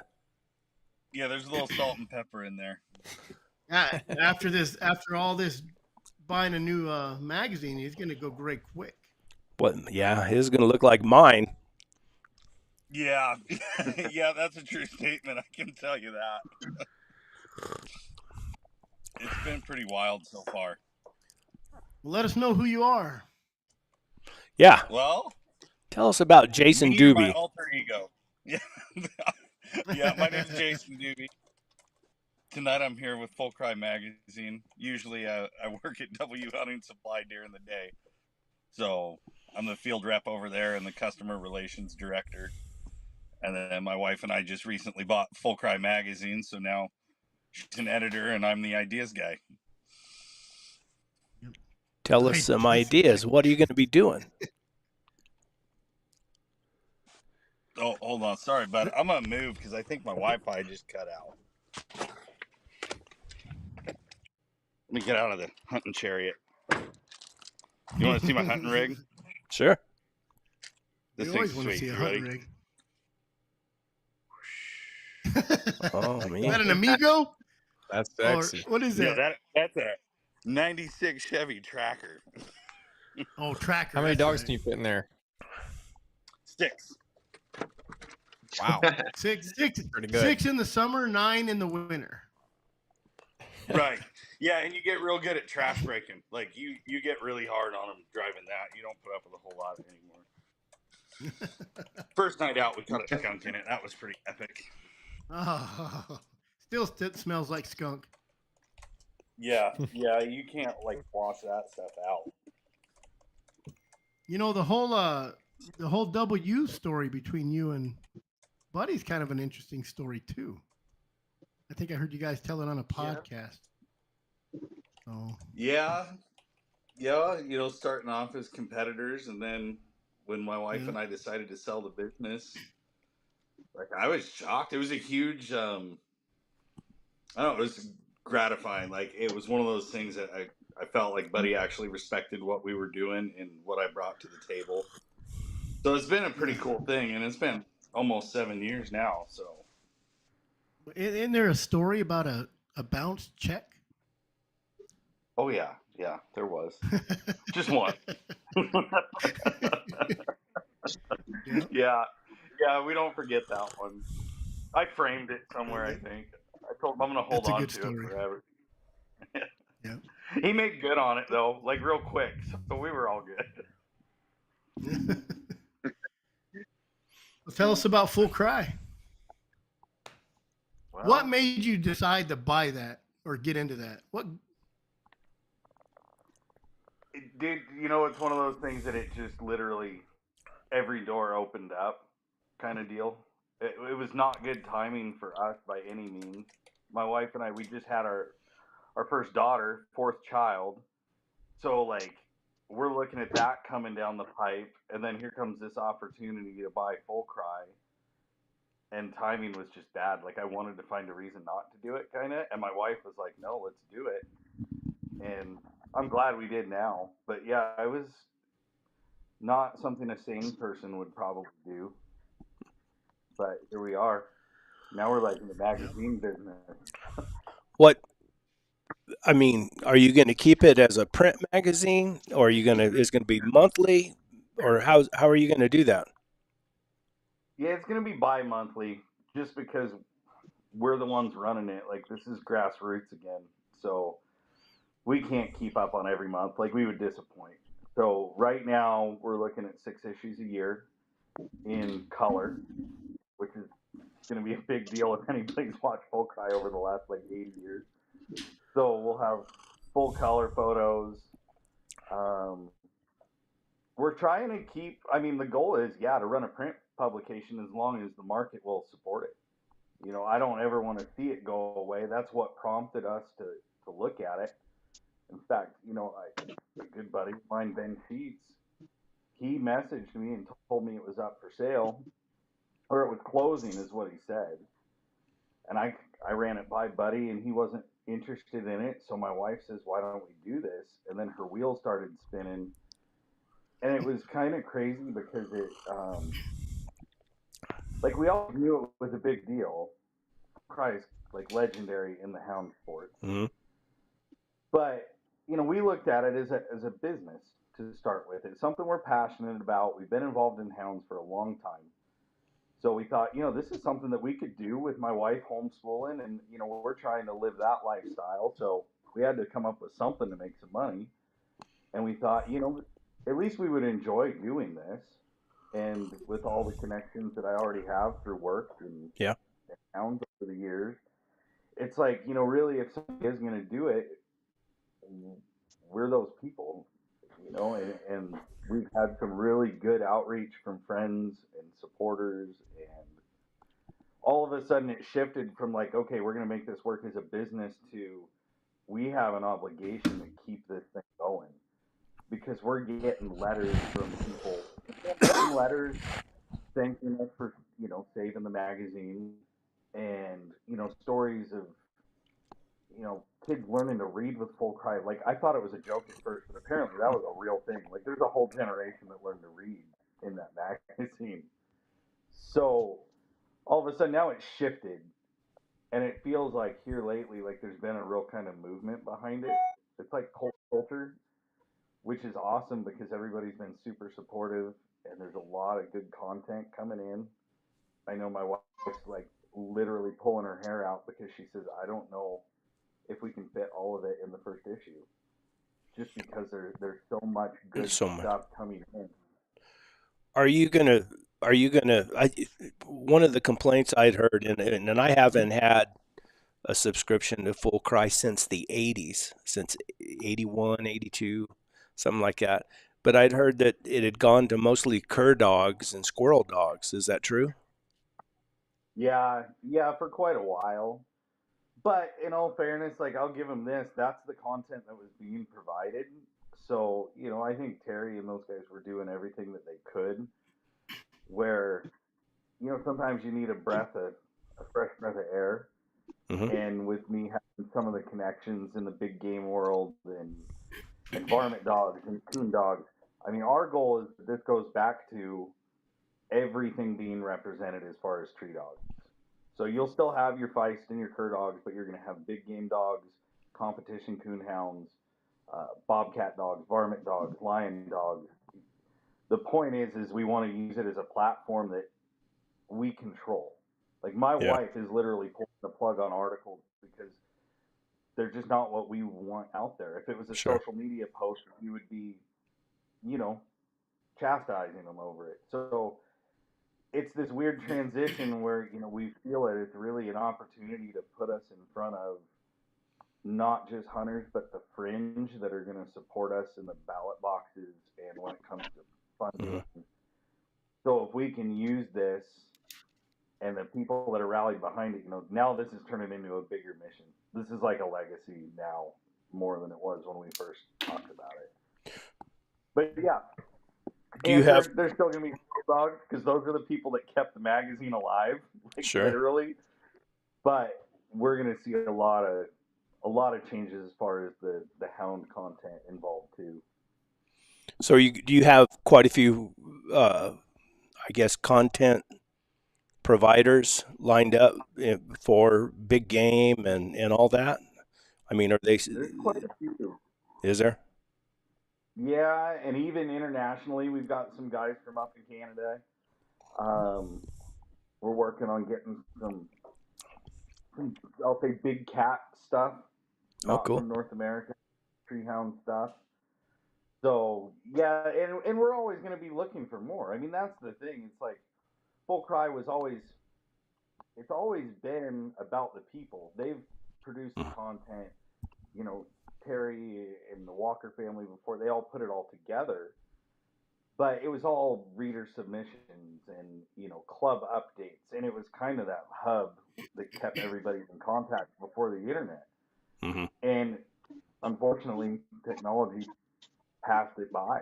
I feel like, but it Yeah. wasn't dead, and we can revive that. So I mean, yes, we want to keep the print for sure, but we'll be doing, as things progress and we get our feet under us, we'll have digital online stuff. I was going to say, how are you going to revive it? I mean, how is that going to happen? We're still working it out. I mean, the nice thing is going forward, all of our stuff can be easily put into a digital format. Yeah. So that's easy. But the thing is I just picked up, I mean, when we bought the business, we've got boxes coming in of old backlog full cry issues, like vintage stuff all the way back. Like, I got one right Oh, here. so you can archive it digitally. Yeah, check this bad boy out. I don't know if you can see the date. Oh, Let me see. wow. February 1939. That was the first Oh my issue. gosh. Man. And I mean, we stuff from the first issue now on up to current. I'm not going to say every issue, but it's a really good jumpstart for us to start digitizing and putting this up where people can subscribe and have access to all of this. End goal be searchable. You can look it up, or it'll be categorized by stud dog or Yeah. club contributors, authors. But that's a huge project that, I mean, that's bigger than me and my wife. That's something that we've got to hold true to the magazine and make that support bringing our past into our future, which is going to be a lot of time and a lot of money. I mean, that's just what it comes Yeah. down to. I mean, I'm sure that to monetize it and to realize revenue, I mean, you have to bring in quite a few advertisers, right? Yeah, but for us, we've been really fortunate. It's been a huge supporting thing. Like, everybody was pretty much send me an ad and or send me a schedule or what you want Yeah. for it, and we'll figure something out. And yeah, I mean, that's a huge burden off, because print, I had no idea the expense involved as far as like getting this done. And that's with us doing all of the editor work. A few good friends, I mean, like Bear, my buddy from the Hunting Hound podcast, he's doing some editing for us. But we've got a lot of guys writing that are, they're no stranger to the podcast world or even Facebook or Instagram or YouTube. And now they're all coming together in it. Like Danny says, this is a weird kind of passing of the torch moment where it's going from like the old guard to like this group of 20, 30 somethings that we're all trying to, like, I don't want to say establish our place, but do our part, like, to preserve our Hmm. sport and our heritage. So it's cool that people are fired up. I mean, guys wanting to write, and I'm telling you right now, there are a lot better writers than I thought there were out there. Oh There's a yeah. lot of really good What coming in. what was your subscription? Like, as soon as you guys took it over, did you guys get a max influx of subscriptions? It was a little slow for the first little bit, but then once it got rolling, there was a pretty good bump. Because it was really, I mean, we're talking, this is not in circulation like it was back in the heyday. They have 30,000 subscribers. So this is, Yeah. there's a long way to improve. But yeah, as soon as everybody started spreading the word, I mean, it was like ding, ding, ding, ding, ding. We just get order after order after order for subscriptions. Because we've been dealing with three things: getting content for the magazine, and dealing with people who had no idea that it had closed, or if their subscriptions are still good, or that kind of thing. And then just communicating with the contributors. So it's been a lot of legwork for my wife. I know that. Luckily, I just get to answer phones all day for W, so I get to turn full cry off for like 8 hours a day. But she's going like, I don't know. She's crazy. She's working like she used to April 14th on tax day. Like, she is grinding it out and really pouring a lot into this thing. And it's exciting for me, like as a husband, even like to see her this fired up about a project. That's cool. And we've gotten to work together again, which like when we built Plum Tree, we used to joke that our nightly meetings were 2 a.m. eating cereal because it's the first time we talked like all day. And now we're doing the same thing. We're hand stamping subscription renewals and sending them out. It's kind of it's like retro old school for me too, and it's fun to like do it over again with a different perspective and really build something. That's good. What's what's your big uphill challenge here? I think right now is readership, getting the word out and subscribers, because that's what's going to keep it going. If you don't have a readership, you don't have advertisers. If you don't have advertisers, I hate to say it, there's no magazine. That's There's a right. reason the doors closed. Like we didn't buy Full Cry while it was open. When CNH Publishing went, I guess they dissolved. That's when I started getting on the phone. People were calling me. I was calling contacts and just trying to get it. So it had already closed by the time we acquired it. So really, like the part of the deal was we had to assume all of the paid subscriptions, which I mean that's a chunk for sure. I mean that's lost revenue, but we really believe in it. So to us right now, getting the word out and just people subscribing, just a year. I mean, and I'm not saying it's going to be perfect. There's a huge learning curve here, but we've surrounded ourselves with some really good people. And I think by the end of the first year, I mean, you're going to know if you're a Full Cry fan or not. That's for sure. So, When, I think if you get out there and kind of give some updates every once in a while, I think you'd be all right. yeah. And that's what we've really got to get working on is our engagement with our readership on different platforms. So as soon as that's we why can we're get, here. yeah, That's why we're here. I really appreciate it. That's what we've got to do. It's just wearing so many hats. Plus, uh, my wife's in between 4 children and trying to get some sleep. It's it's just the time and dedication to get this first issue out. We're kind of turning into permanent. Like we're just buckling down and trying to get stuff done. But we plan on doing a lot, especially with our contributors, because that's like the Full Cry family. They're the ones that are really putting in the effort and pouring their heart out in these articles. And it's kind of that rising tide raises all ships deal. I mean, Mhm. lived by that for a long time, and it's going to be a cool thing. And we just really hope everybody comes on board. Give me a year. Like I said, 1 year. We'll see. It's $36. Like it's not all that bad. I promise. And Oh my yeah. wife won't let it. I guarantee you, she is pouring everything she's got into it. So when when's your first issue or October. October? So we're gonna be on a little bit of an off month. We'll go October, November, December, January. So we're gonna be like Oh, off kilter of most magazines. We're putting it in the Slack. So like other publications like Bear Hunting Magazine, I get that.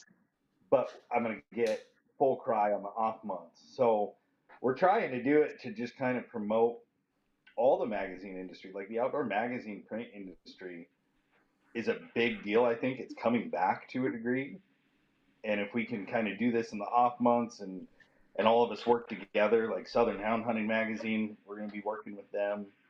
We're trying to work with some other publications and other groups, and we're just going to have to see where it goes. We just have to have a lot of faith. We're really trusting a lot with it.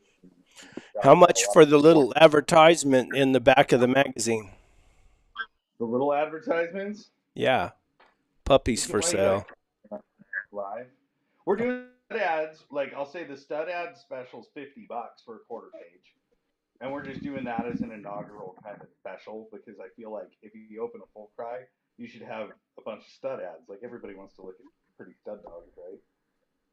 So we're running a little special on that, and then we'll also have discounted rates for clubs for like club hunts and nonprofits are in a different price bracket than let's say retailers. But yeah, I'd say fairly reasonable. I he's gonna hold my feet to the fire, and Danny's not here. But I want to say like club rates are a 50% off. So I mean, you could be looking at advertising anything as low as a stud fee for $50, all the way up to I'll put you on an inside back cover, but it's going to cost you a chunk. Like Sure. the prime spot. But I, yeah, a I little bit of everything in between. I'd say $50 to $1,000. You could find something in the middle there, and we could work it out. Really sounds like we should have had his wife on instead of Jason. yeah. Yeah. That's what I said. I said I'm going to get you on here too, and she says, "Well, I got to go to my dad's for dinner. We got some friends in from out of the country, so she's going over to see them." But Yeah. she'll get on here and fix everything I screw up next time, maybe. There you go. Sounds like she's a next guest. Yeah, Well, right. We'll hold her down and make her do it. so how do they contact you? How do they subscribe to it? So, a couple of ways. You can go to the website, which is www.fullcrymag.com, just MAG. You can get a hold of us through Facebook at Full Cry Magazine, Instagram at Full Cry Mag. You can give us a call, 1-866-FULL-CRY. You can reach her. Nicholas. I already posted the website link. Oh, I'm on top of it, brothers. well, we Oh, depend yeah. on you. So what, is Brett like Joe Rogan and you're like his buddy behind the scene? Is that how this works? I need a buddy behind the scenes. What is it like? What is this, Jamie? Yeah. And Joe looks over at him every now there and we then. go. Except I look over there and there's nobody there. Yeah, pretty much everywhere. The Facebook, honestly, like everybody that did like us on Facebook, I'll tell you that has been huge. I mean, like one of our reels just started blowing up, and my wife and I are like, I've never seen anything like this on any of our social that we've ever done. Cool. And it shares and comments, and it's pretty humbling.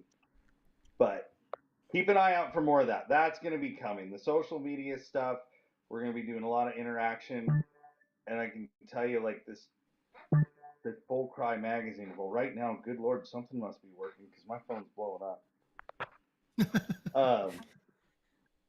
We're going to do some. I got to think of how we're going to do this, but we're going to give away one of these very first issue, volume 1, number 1s to somebody. I just got to figure out how we're going to. Oh, wow.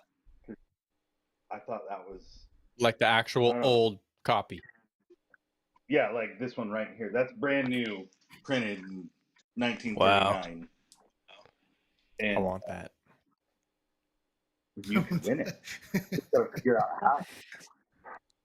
So we'll have something. We're gonna put our heads together and come up with something cool to do with that. But we're gonna have vintage magazines available too, because that's the thing is everybody's looking for Grandpa's article in 1968 February edition, or they've got all these old family stories that we keep hearing about past loved ones that they didn't have any photos, but they were on the cover.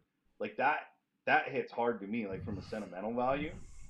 So to us, as long as we have a copy of them and we can use that to archive and digitize them, after that, I mean, I would rather they go to the hands of people that will appreciate them for what they are. So we're going to start having some vintage magazines probably available, like if we have extras other than what we need for building the platform. There's an issue that I would love to have, and I can't remember the date.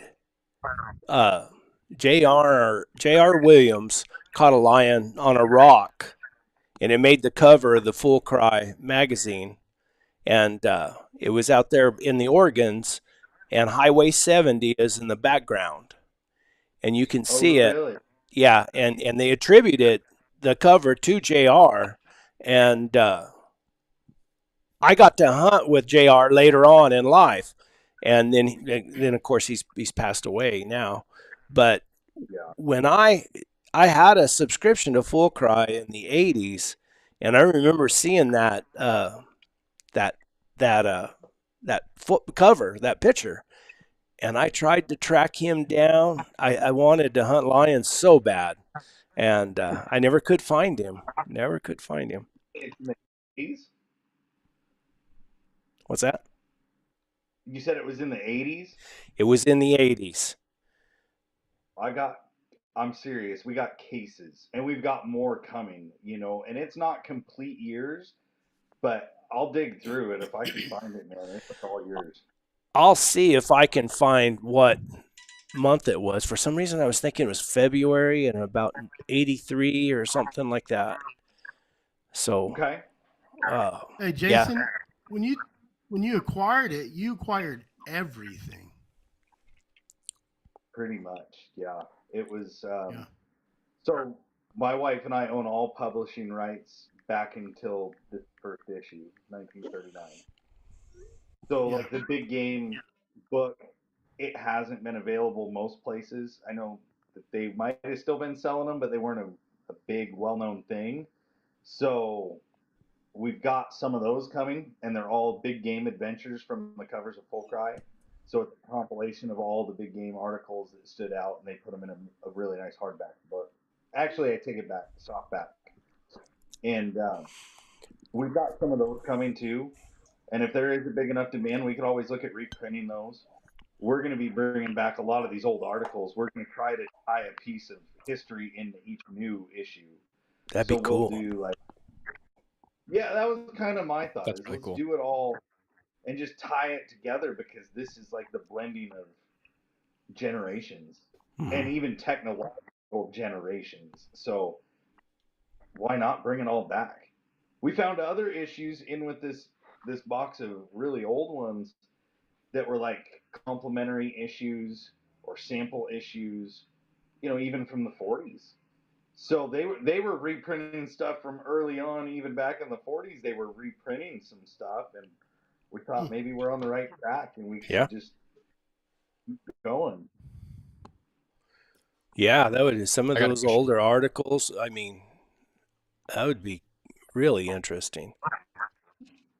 There were some really cool ones. I'll have to find what years, but they were like they would start off with breed standards, and these are written before UKC even recognized. There's an article about blue ticks trying to get recognized with UKC. Oh. I mean, it's crazy stuff. Stuff that is literally formed everything about our sport and our dogs that we use. It's like documented in this magazine. So it's super humbling, and it's a huge.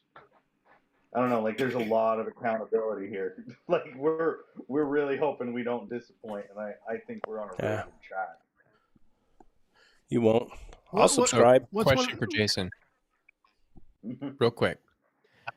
Jason, I heard, and it might just be a rumor, but I heard that you're giving away lifetime subscriptions for anyone who gets a Full Cry tattoo. But it has to be a full chest. I was going to say, does it matter where it's at? On the booty, or a full chest piece, or a face tattoo? No. Is that my false? wife will X-name. That's not true. No. Okay. So that must have just been a rumor then. 12 years ago, probably. Guess I'm going to have to get mine changed. Yep. Oh, yeah. We could just adapt the Born 100 Years Too Late. It's just, mine's removable. Brett will give away a cup if you get a Born 100 Years Too Late tattoo. If you get one of those, I'll give you a free cup. Camper's mug. But you have to pay for shipping.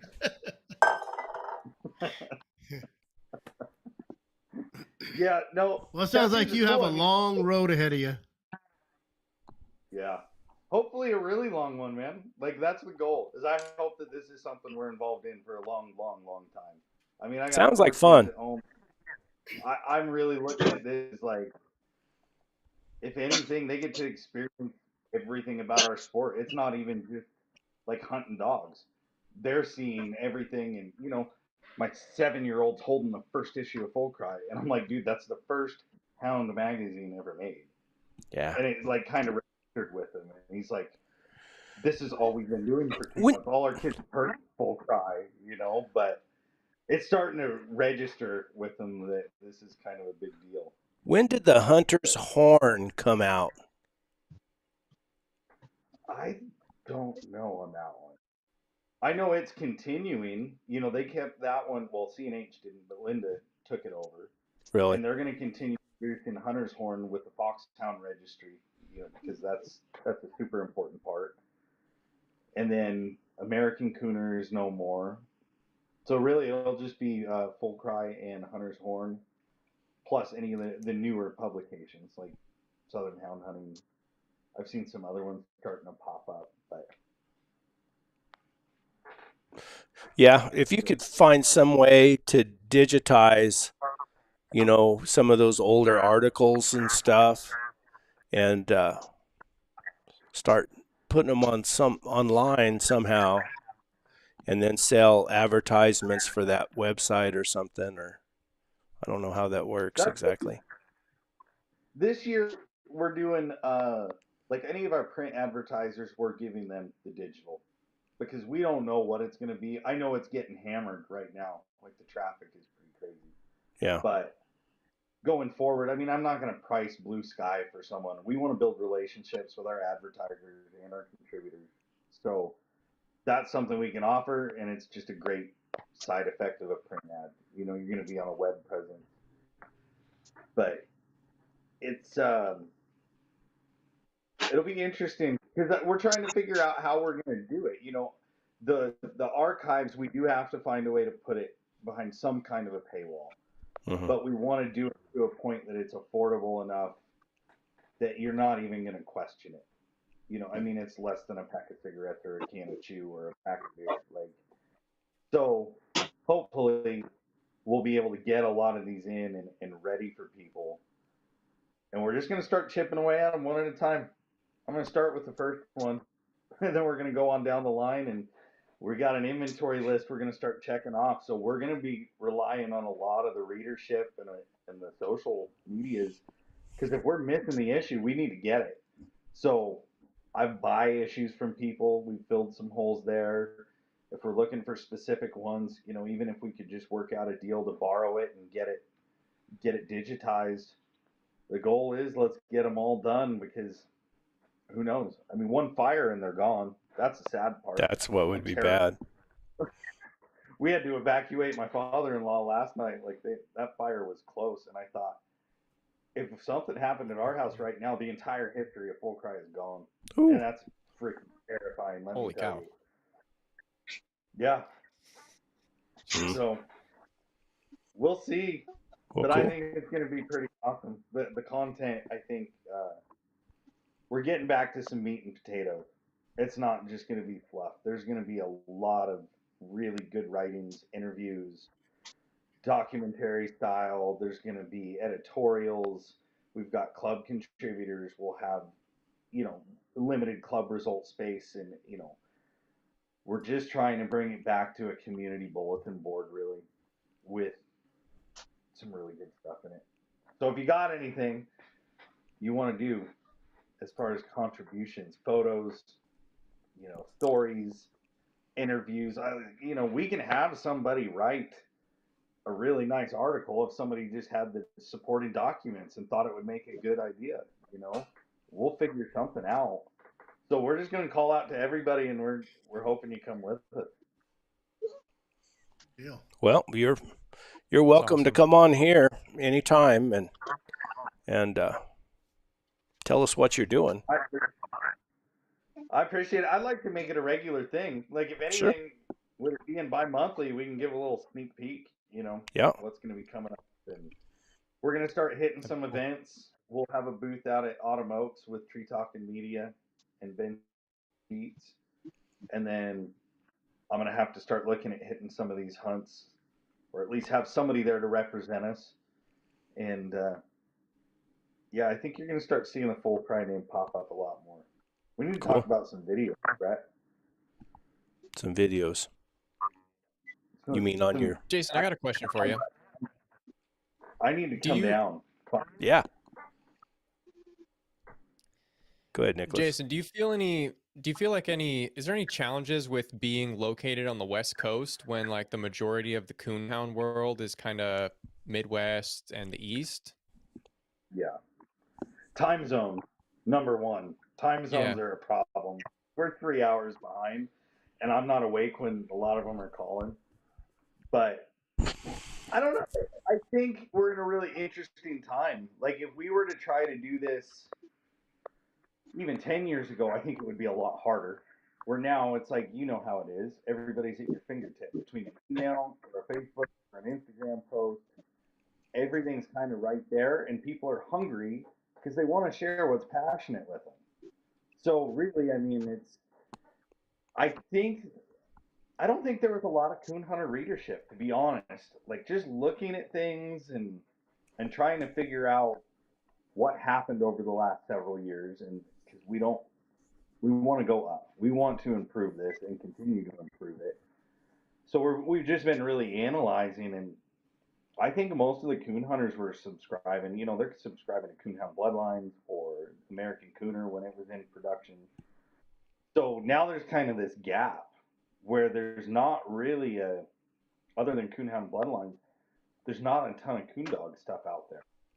So I'm really encouraging competition coon world and pleasure hunting coon world. We want to feature a lot of that and start bringing it back.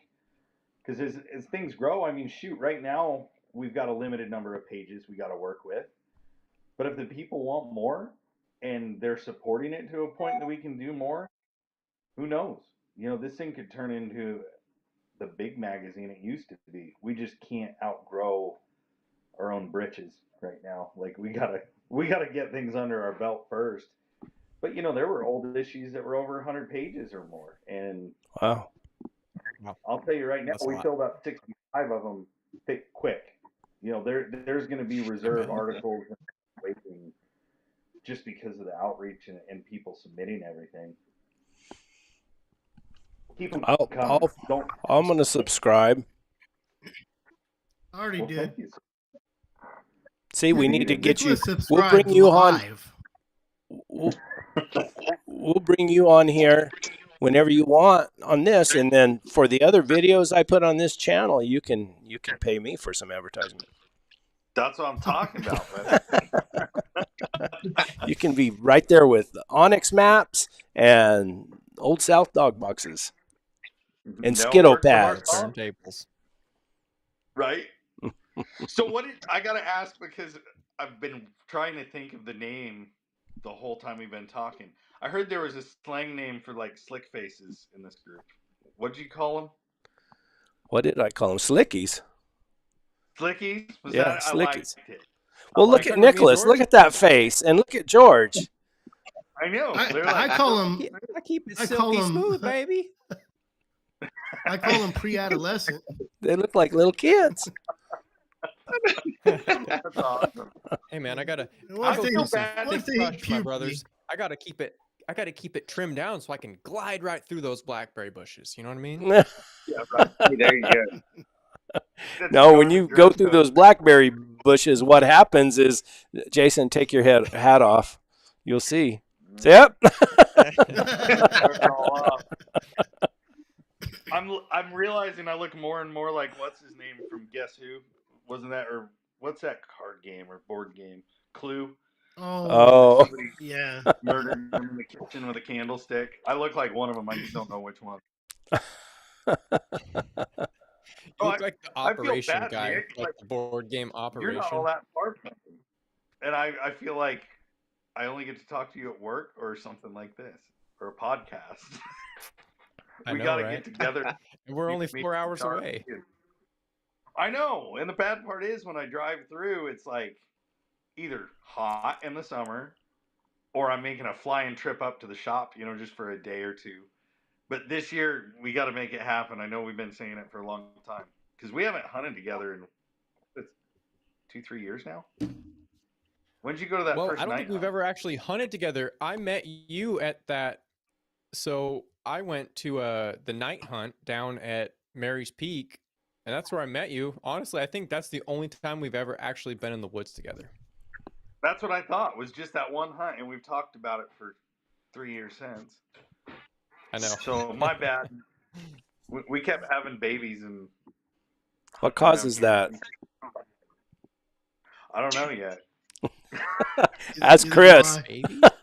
He's got like 18 kids running around. He said 4, and I laughed. I giggled like 4. That's it. Amateur. Those are rookie I numbers. just getting Rookie. started. I just getting started. That's awesome. Oh. No, I'm kind of sad. I didn't have a chance to submit anything for, your first issue. But I definitely have some story ideas I'm going to send your way. So. Oh yeah, Nicholas is a writer. He is. He's and a you smart can one. call me. He's the smart one of the bunch. It's not too late, bud. Guys, I'm right here. Call me. We'll figure something out. Talk about him like he's not here. He is a great writer. You guys have read Yep. it, right? Oh yeah. Okay. Yeah. He's a good writer. I can't hardly write my name. That's why I make videos. If he could That's right. just, Everybody if he could go just to hunt as good as he Amazon.com. writes, Look up my book, Cat Dog Chronicles. Buy it. Please, I need you to buy my book. I need to feed my dogs. They're starving. They need food. Oh wait, there's a dollar bill in this book. What is happening? Right? No, I thought it was great. Like somebody who jumped into hounds and just like full tilt. Like, dude, that was the way to do it.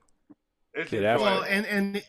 and he's telling his story. A lot of Problem. guys don't want to tell their story, because you don't Right. catch nothing or whatever. So Takes a while. Yeah, you know, right. If he Yeah. could catch stuff as good as he writes, he'd be a lot better. Dude, he wouldn't be There'd talking be to nothing us left for the anymore. rest of you. Yeah. Well, No. cool. Yeah, we'll make a regular segment for you, Jason. And Well, I appreciate it. come We'll on. get my Get your wife wife on She's here. better than me. Yeah. Yeah. Yeah, get her on here. She doesn't have a beard, does she? No, Good. no beard. Don't tell her I said Yeah. that. Say, I love seeing the social media stuff she's been posting about all the letters you guys have been getting from jails. That just cracks me up. I love that. From jails. Awesome. I told her. Yeah. Tell I us the pictured story. her reenacting like the Johnny Cash photo where he's up on stage at Folsom with the big middle finger. I'm like, that's my wife, the editor of Full Cry. All these prints Yep. and emails or letters. It's crazy. Huh. That has tickled her. There's been one other thing that has just like got her go and tickled her to death. Was Steve was doing a podcast with, I think it was Fred Moran, and they were talking about Full Cry, and he said that woman at Full Cry, and Danny's listening to it, and she looks at me and she says, "I'm that woman. That's me," and that's her new title. Now we just refer to her as that woman. That woman at Full Cry. That woman. The woman Oh, I at can't Full wait until you bring her on. That's how we're going to introduce her. You should. I'm gonna get her a death plaque and everything. That woman at Full But we'd Cry. love to come back on. Like we'll try to have some stuff actually. Like Cool. we can go over. There's going to be some really good articles I'd like to just share because some of it, even if you don't subscribe, some of this is really good. Like that, I think would bring value to even not hound people in your group that are just enjoying the stories of the past. So I appreciate you letting me come on. Oh no! And if you find me that cover, that one I was So talking on about, a rock, right? 5. I'll put.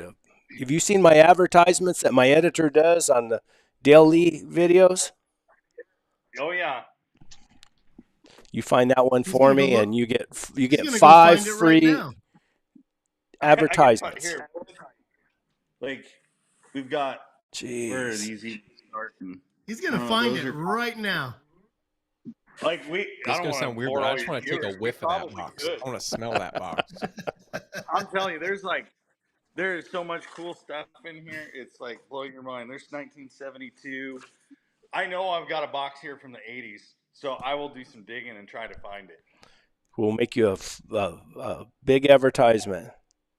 Hey, there we go. We got Tit for tat. one of my daily videos or whatever, it's kind of podcast, whatever, on my channel has 49,000 views. Holy smokes! Dang, dude. I'm getting That's right at awesome. 80,000 views a month on my daily Ooh. stuff. You're killing it. Yep. Lots of Man, views. I found the 90s, Brett. I'm getting close. Now you got We're it doing boxed good. in. You got to. I'm gonna find this. Is for you. your Whether it's is your a small or house a disaster of boxes? yes. Oh no, just children. But yeah, it's a disaster. No, we've got, I don't know, there's probably 1, 2, 3, 4, 5. I probably got a half dozen boxes, and we've got another probably 10 on the way. So it's manageable, but it's a little tight now. We've got them spread out all over the workstation, the kitchen table. We've got post-it notes on everything because we want to save like the clip art, like the old field trial results had a dog running and a coon, and like classified ads, the little clip art things, stuff like that. Just keep the vintage feel. We're like going through and marking all these and trying to save them so we can use them again. And it's almost not. It's almost like it's not a job. It's like a hobby. Is like it's like houndsman's like dream come true. Yeah. Brett knows this. I'm a book nerd, so like my prized possession as far as the book world is I have a signed copy of the Train Walker History by Lester Nance, and that was courtesy of Trent Gordon. Thank you, Trent, if you're watching. And I have the Dale Lee book signed by Neil Carmody, who edited the Ben Lilly books. Cool. Signed from Dale to Neil Carmody on Christmas Eve back in like 1985, 86. You got a second for a real quick story? Sure. Because it ties into your Dale Lee. So the whole Full Cry train started with this.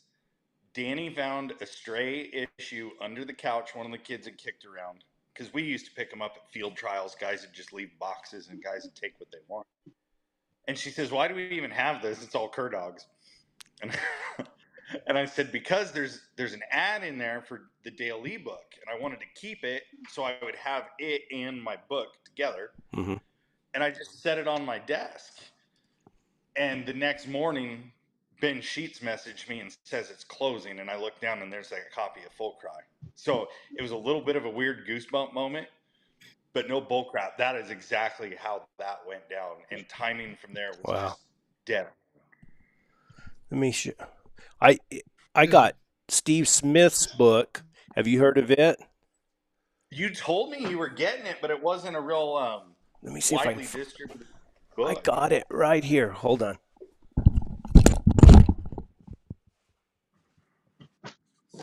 Starting a book club here now. I know. It's interesting. I grew up on Full Cry. Just as a kid, I was always a month behind. My uncle actually was subscribed, so I would get all his, a month later I would get his, whatever the episode. Oh, sure. The magazine. I'm just glad you're keeping the hard little copies. boy. Yeah. Now Easton, my son, he of course we're subscribed to Bear Hunt magazine, and also we keep we've always kept them. That's our reading material in the bathroom. Right? So, oh, most definitely. Oh, Brett's gonna freak out. That pertaining to hunting mountain lions with hounds at desert elevations. That's cool. Some good stuff in here. What a very specific title. Calvin said reading assignments are coming soon. Or next. There's Calvin. He's another one. Calvin, we'd like for you to come on regular when you have time too. Kind of tell us how your season's going. Now, this is something that I got.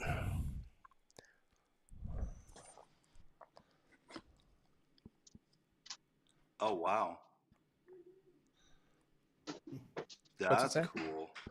Royale McBride. This is thesis on hunting mountain lions. Really? Yeah, there's like look at that. Oh, cool. Now it's not the book, it's copy. But my wife made me 3 copies and it's digitized too. She had it digitized. but there's some really, really cool information in here. I mean, on habitat, and then, you know, some of the what they trapped and what they. It's cool. Anyway, I love books That too. is, I'm a book nerd. I'm getting closer for you, Brett. I'm gonna quit looking, but I'll keep digging through later. I found the '80s, so we're getting closer. There you go. It's not that one, is it? But I'll keep digging through them, and if I can find it, it's all yours, man. Perfect. I'll have the editor put. You'll have to send me do it anyway. Woman. You know what? Just do it anyway. Send me some graphics, full cry graphics or something that I can use, and we'll run it. We'll run it on the daily things. And Pass it around. We'll throw it. yeah, Appreciate it. We'll make something work. We'll get you a new full cry sticker too. Buddy just printed a bunch off for Autumn Oaks. We're gonna have swag and stuff. We'll have you styling out there in the desert. cool. Well, I gotta run and go check on the kids. They're all over having family dinner, and I'm having fun, so I probably better go help her out. You better go get to that woman at Full Cry. Exactly, that woman's waiting on me. But Well, thank Jason, you guys again. This is awesome. Next time Good seeing I will you, be way Jason. more prepared. sounds good. Appreciate it. Thank you guys. Hey, All right. anytime, bud. All right. And Nick, Have a good night, get man. a hold of me. Get a hold of me later Will this do. week. All right, bud. All right, later, Yes, guys. sir. Will do. Okay. We'll see you, Jason. Out. See ya. Cool. Oh, Awesome. I need to get that back. What's that? What's that? Meet Mr. Grizzly. Or did I give it to you? I thought I just loaned it. Uh-oh. Shouldn't have left that comment. He probably thinks I gave it to him. I don't know. I can't remember. Heck, I'm getting old. But yeah, there's some really, Steve. I mean, there's like understanding how moisture, temperature, and substrate can affect scent.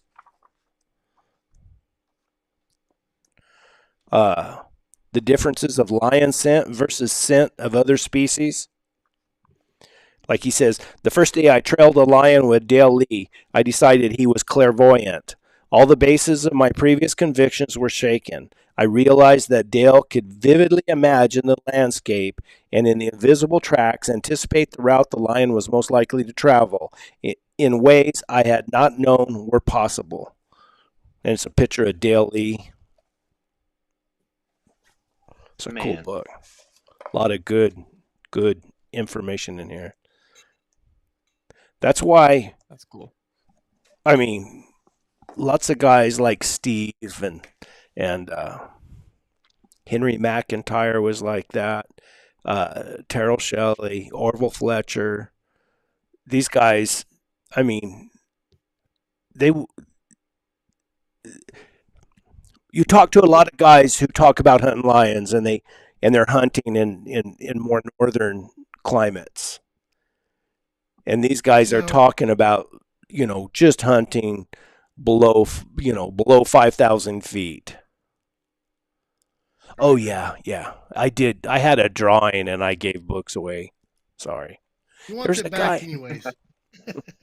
I know what it is.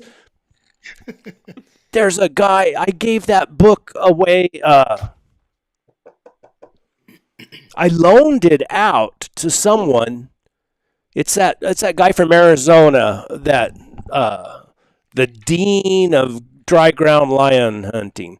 I know you know him, Chris, or you've heard of him. He was over there by Glow. Missy asks, what's the lion thesis for? The ecology of the mountain lion of the Texas-Mexico border.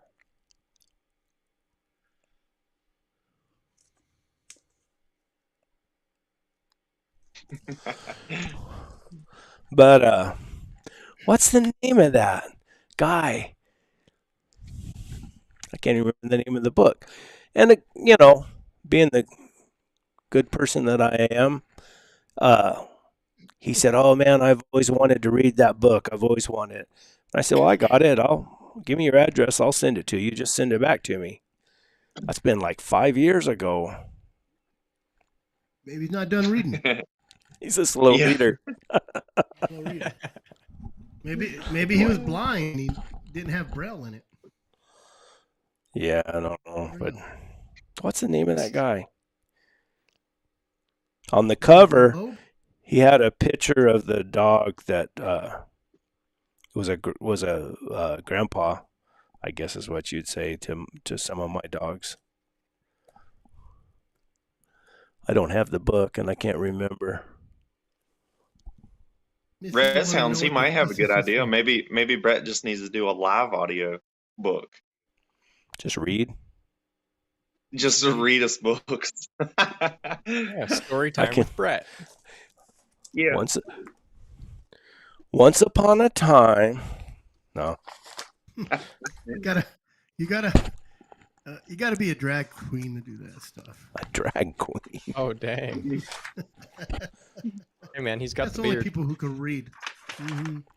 That's only people who can read to people these days. Introduction. I'll read you the introduction to this, or at least part of it. Texas is the only state east of the Rocky Mountains that still has a viable population of mountain lions. I don't know about that. Where do they get that?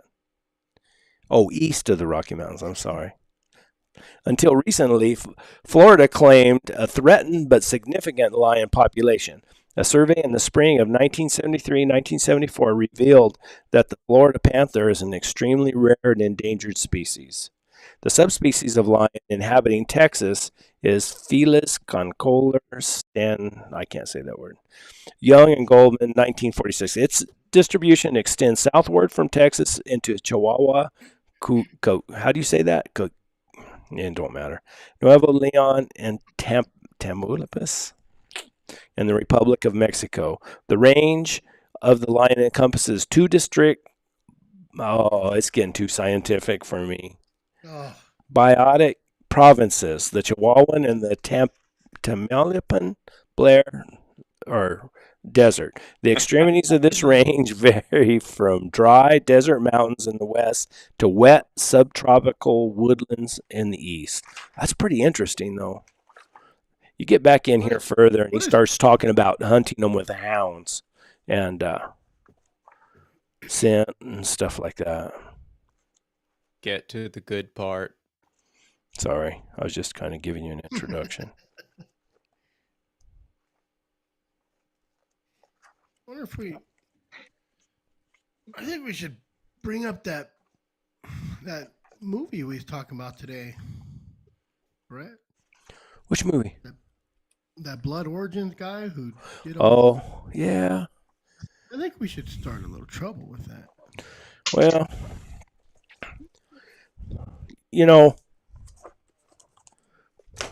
I think what they were doing is a good thing. I think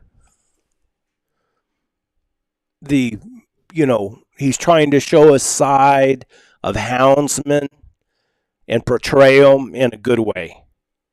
And they have this, for those of you who haven't heard from them or heard of them, they created a real cinematic film called Lionheart.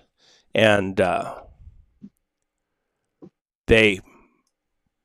they're taking it to these film festivals, and they're going to show it to. My thing is, they're showing it to people who really don't care, but I'm sure that it's a great film, cinematic, and super good, and their purpose behind it, I think, is noble. It's they're trying to show the side of being a houndsman that we all know. I mean, we love our hounds. We love the pursuit, and not as much the kill is just it's not a big deal to us. It's not that big a thing. It's everything that goes before that. And I think that's what they're trying to show. But they talked about the lion hunters, he said something on a podcast that just kind of rubbed me the wrong way. He talked about all the good lion hunters are up in Colorado, Utah, and Idaho, and further north. And I thought, where do you get off saying that? There's super good lion hunters in Arizona, New Mexico, and Texas, down in South Texas. Good houndsmen, and just kind of maybe it's just because I'm from Arizona, but I just, when you think of lion hunters, you don't think of Colorado and Utah, maybe. Utah, Wiley Carroll. Dry ground lion hunter though is New Mexico and Arizona. Well, and he didn't really talk about dry ground or anything like that. Besides that, he's got a funny accent. And it's quiet. Like South you can hardly hear him. Yeah, he's from. Does he have a beard? He don't have a beard. He's a slicky. Yeah. He's got a lot of things going against him. Website, and I'm watching the video. Who is the lady in it? Becky Dwyer. She's one lady. Okay, that's what I thought. Yeah, and her and Cleve Dwyer. I know them well, and they're good lion hunters and everything, and good people. And just like those Whitaker brothers or whatever, Whitaker Hunting, I think they're super good guys. I don't have anything against. Well, I'm not saying that there's not good lion hunters up there, but yeah.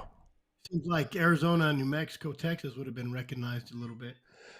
They could have got a little better mix, I mean, I was just raised and where the old time dry ground lion hunters, they were like the kings.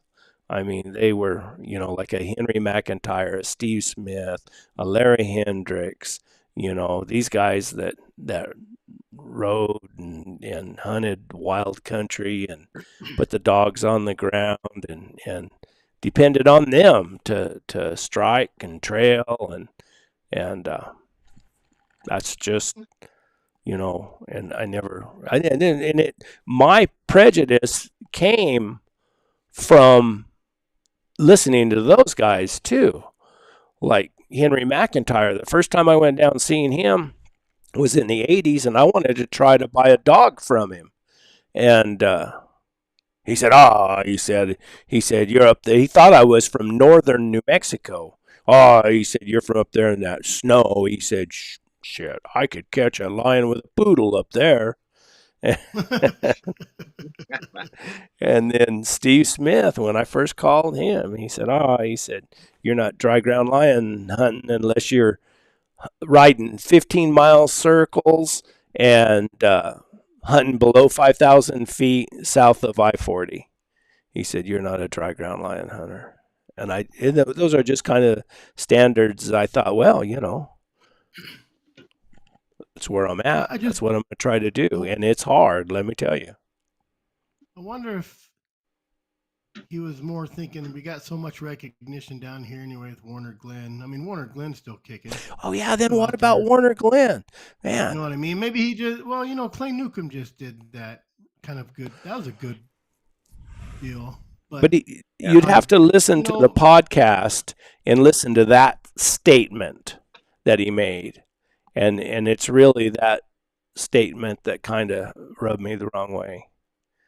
And do you remember what podcast it was? It was probably here about 3. He's probably had 3 other ones, 2 or 3 others come out since then. Because they had that. What is their first Blood Origins podcast or which? Blood Origins podcast. Oh, copy. Okay, gotcha. And they had the what do you call it? The first screening or first showing of it or whatever up in Colorado Springs here in about that deal they had up there that they was all over Facebook and everything. But yeah, I don't know. That's like, saying, oh, all the good bear hunters, they're from Virginia. There's not any good bear hunters anywhere else. Like they're saying, it's like they're saying there's no good whiskey in Ireland. Oh, yeah, Chuck, we used to remember how hard a time they gave Ike on Big Game Houndsman or on the Shade Tree. They used to give him a hard time. I forget the guy's name that used to, because of the way they teased him a lot. What, a rolling ball of thunder or something like that. It was funny. Is there any Del Lees up north like of us? Well, you know what I mean? Wiley Carroll was up there in Nevada. I mean, I'm sure that a lot of those guys hunt. They hunt snow and dry ground, and I'm sure they can catch a lion in dry ground. And but to be forced to do it when you live below 5,000 foot elevation where you never get snow, that's a little different story. That's just the way you hunt every day, Rolling balls of fury. There you go. Who was the guy that really gave him a hard time? Oh, I forget his name. Maybe we should have Chuck Miller on here. We need to. I told him I'd send him a link. Next time, Chuck, I got your email. I'm going to send you a link so you can come on. We can talk about the old shade tree days. I've read through probably every post in the bobcat and the lion section of Big Game Houndsman. Oh, have you?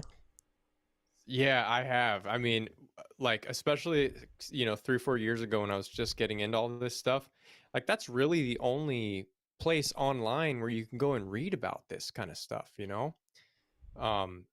Yeah, I would stay up like all night, like reading through those those archive posts in there. You probably read some of my posts then from way back. I kind of feel like I know what you're talking about. I need to go. I'll go and look through them maybe. Yeah. They used to give Ike a hard time. Well, everyone was giving each other a hard time, it sounded like. Bruce Block. Yeah, Bruce Block. Bruce Kennedy. He was something else. Oh, what about Steve Mathis? Yeah. Okay. There we go. Yep. Try to sell one to Steve Smith or these guys. Yeah. Not saying that they're not good, but that would be a rendezvous right there to get your north and south guys together. Yeah, we could have a war. Yeah, we'd throw a little whiskey in on it. I think we'd be good to go. Yeah, it'd be fun. Yeah. Somebody with a video camera. Yeah. Now, is there a distinction between, like, in the bear hunters, dry ground versus, is there any such a thing? You always hear the cat hunters, but I don't know. Well, I don't really hunt bears in snow. Yeah. When it's snow, like, I don't know. They're laid up out that way. Yeah. I don't. Maybe you said hibernate. I think you asked if they hibernate, Nicholas. If bears hibernate up over there. Bears don't hibernate, right? They brumate. You guys know that? They what? Brumate? What the hell does that mean? What is that? They don't go into hibernation. Bears don't hibernate. You can go in and wake a bear up. A bear will get up out of his den and go eat and go back to. That's called brumation.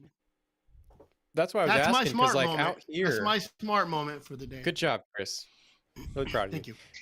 I was asking that because like out here, I have found tons of bear tracks in the dead of winter, like in the snow. And I've heard that it's like, it's mild enough out here that that the bears won't actually go into like a full on like deep hibernation.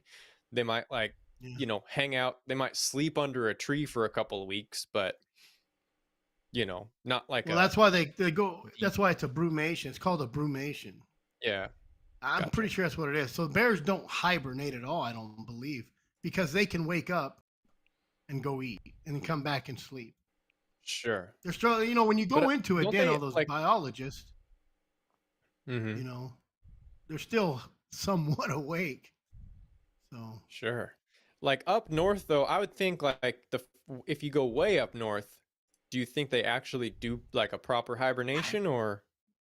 you know, I just listened to a podcast a while back, and they said bears don't hibernate; they brumate. Huh. Interesting. So Huh. it's so different. See, right there, it's proof in the put. It's been a while since There's you our brought that very own picture little up. bear cub. Hey, I'm telling you, Sweet I little don't bear cub. hibernate. I just brumate. I Making just soap. brumate. Sorry. And now I don't know how to get rid of it. You know, I try to be smart, and Brett has to knock me down. I just have to poke around the corner. Well, I guess that's a little. Times. There's a little smart fact. Bears brumate. Cool. I have to look it up and double check. But I remember listening to podcasts, and they said bears, you know, other things hibernate. Period. Sleep, don't wake up, and then come. You know, bears come out of it, which is a brumation. Go ahead and spell brewmate for us so we can all look it up. Broomate. It's probably Brumate. You sound it out. Nicholas trying to make me look all stupid. What is it? Nicholas already Brumate. looked it up on the. Oh, well. Guys, what do you think? George, Probably. what's your plan for this coming week? So and of course I got it. I'm behind on one YouTube video, so I got to get a YouTube video finished up, put out, and I think I'm gonna work most of this week. I'm not gonna hunt that much just because, kind of what I was saying earlier, it's just too hot. So I'm not gonna take no chances. Nicholas? Smart. I have an actual video in the works that I'm working on, and of course, going to try to get another podcast out next Sunday. Who's your guest? And I got You got a teaser? I got some work I got to do in my truck to be ready for this, you know, upcoming season. Trying to build my dog box, and yeah, got all kinds of stuff going on. Do you know who your guest is going to be on Sunday? No guest. It's just going to be a, you know, one where I talk about different news stories. Talking head? Talking head. Exactly. Talking slicky Those ones head? are a lot easier to do. Those are so much easier to do because I don't have to schedule with people. Do you Scheduling and script time it out zones, pretty man, tight? That wears me out. What's that? Do you script it out pretty tight? No, what I will do is I go and clip. I'll find like the most interesting news stories that I can find, and then I will just to be able to run through it in one take. I will kind of clip those and make a PowerPoint presentation, and then just go through. I put it all in OBS, and then I'm just clicking through each scene to you know have something on the screen. But yeah, it's fun. I enjoy it because I really do feel like kind of got my finger on the pulse of what's going on. So Yep. Cool. I've been having good feedback. So thanks to everybody who's been tuning in. Appreciate Yeah, it. that's a good place to go to get all that info that you share. And definitely Monday check morning. out this last week's episode with Brett because I feel like it was a pretty good one. And so far, it's turning out to be my most popular episode lately. So yeah, thanks again, Brett, for coming on. The freak show at the circus is popular too. Yep. George Lampert got my back. Yeah.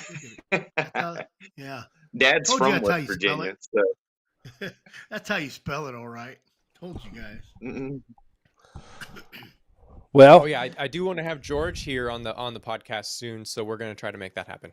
there you go. Cool. I'd like to watch that one. I'd like to know some of George's history. Me too. Yeah, we haven't really busted him in the back, going back for George, have we? Mm-mm. Kind of a man of mystery. He sits over there in the corner, all quiet. Well, I'm at the winding down stage. Y'all are what time? What time is it here? Probably 10:30 or 11. It's Dang. 5 till 8 here. 7 o'clock here. 7, Same 8, 9. What am I? 3 hours? 8, 9. So yeah, so I'm 10 o'clock. Yeah, Yeah, are you 2 or 3 You're a hours? trooper, man. 2 hours above me or later than me. Yeah, we're 7. Chris, are you But going to go catch be a bear or are fair- you going to make some more excuses? I'm gonna go out to catch a bear, and then we'll see what kind of excuses come from it. I'll be out. I got a birthday party next weekend for those little bratty twin girls of mine. Oh, So, yep. somebody sneaking up on Cody you? Lynn. Yeah, Cody Lynn. She hasn't been bear hunting with me all year. Well, there you go. Used to You be should- my bear hunting buddy. Used to be. That's what happens. Yeah. They grow up Now and they she's don't all do it anymore. working and paying bills like a dummy. And she's mad I got my beard and hair cut by someone else, not her. So I'm on the crap list right now. Dang. I know. Sounds like you should be, man. That's a little. I am. Huh. I Nicholas? got the I evil didn't glare know you were just like now, that. too. There you go, Nicholas. Hey, thanks, Missy. We love you. She's a goodie. I sent her a water bottle. Oh, good. Uh, I know. Hopefully, I can get out for a couple of days of beagle hunting with Missy this year. I want to Oh, go. that'd be I cool. need to go up with her into the mountains and go after some hares. That sounds like a ton of fun. take your camera. Come to Arizona. I got some jackrabbits as big as those beagles they could chase. I got jackrabbits so big they run across the road and you think it's a coyote first. Wow. Good plan. You break your dogs off of them? Yeah. Do you? Yeah, I just had when I went. Yeah, I don't like. Well, because when I hunt down here in the desert, a lot of them. When I went and did that, petroglyph video. Yeah, if you look at my raw footage on that, you'll hear me saying a lot of good words. They don't. Shocking. They don't just quit it themselves. I had some puppies with me, not my big dogs. I let my Those pups. are I had 2 younger dogs that I'm getting out of that. So I let my pups I got run bit. them for a long time. Usually they Yeah, break no, theirself. well, Lucy took off after it, and she's over a year old, and I didn't want her to do that no more. And I Oh, told her shoot. to stop, and she didn't. I got some 2-year-olds Well, I that'll can still do run them. But I am into I did bump myself up because I'm out of that 220. Been using my Alpha. So my Alpha 100, Right still on. however old, but I updated all my collars. I even had to text Nick. I'm like, hey, man. Oh, I need to ask Nicholas. I have one of those Garmin drive tracks, and I yeah. left it in my buggy, and the sun got it, and the screen is just blacked out. Can those be Trashed fixed? out. Huh. Yeah, I mean, you can buy a screen, and if you know what you're doing, you can replace But I it. can send it in. Like if you were to send it into Garmin, they're not going to repair it. They would just replace it. Jason And told they'd me probably there's charge you for it. that I could get it fixed for about $160. I don't Nicholas, know do the it for pricing on it, 75. but yeah. Do what?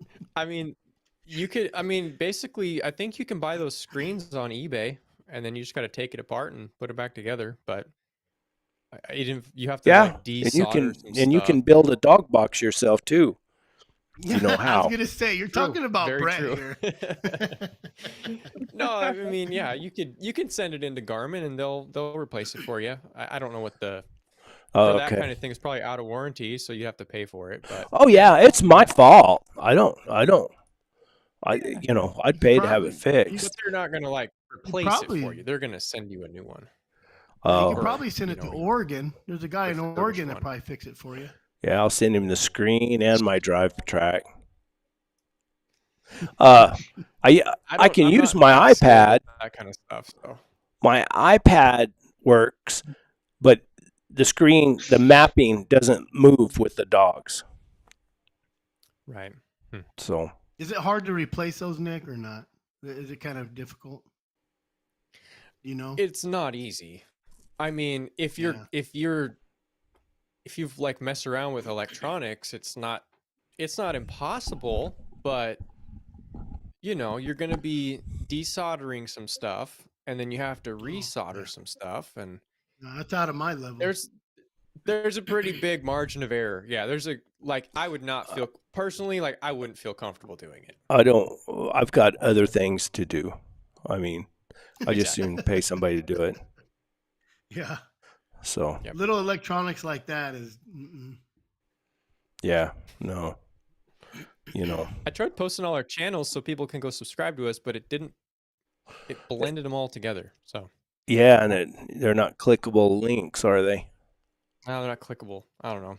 No, they're I'll, not clickable. I Had need it to all put them in the formatted description. Oh, nicely in I my. think I did. Well, on the description, well, when you post this video, because I got all Van Halen stuff too, I could send you. He sent me a bunch of texts. I didn't know Yeah, if you want to Chuck put that Miller in the has it right. description.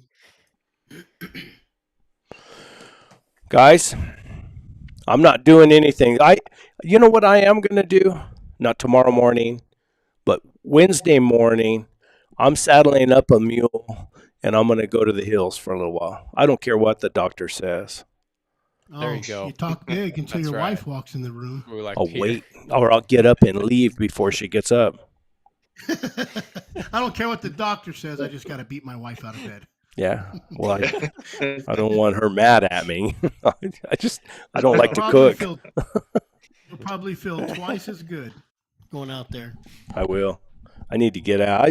I mean, I get the dogs out in the buggy, but I just got to go.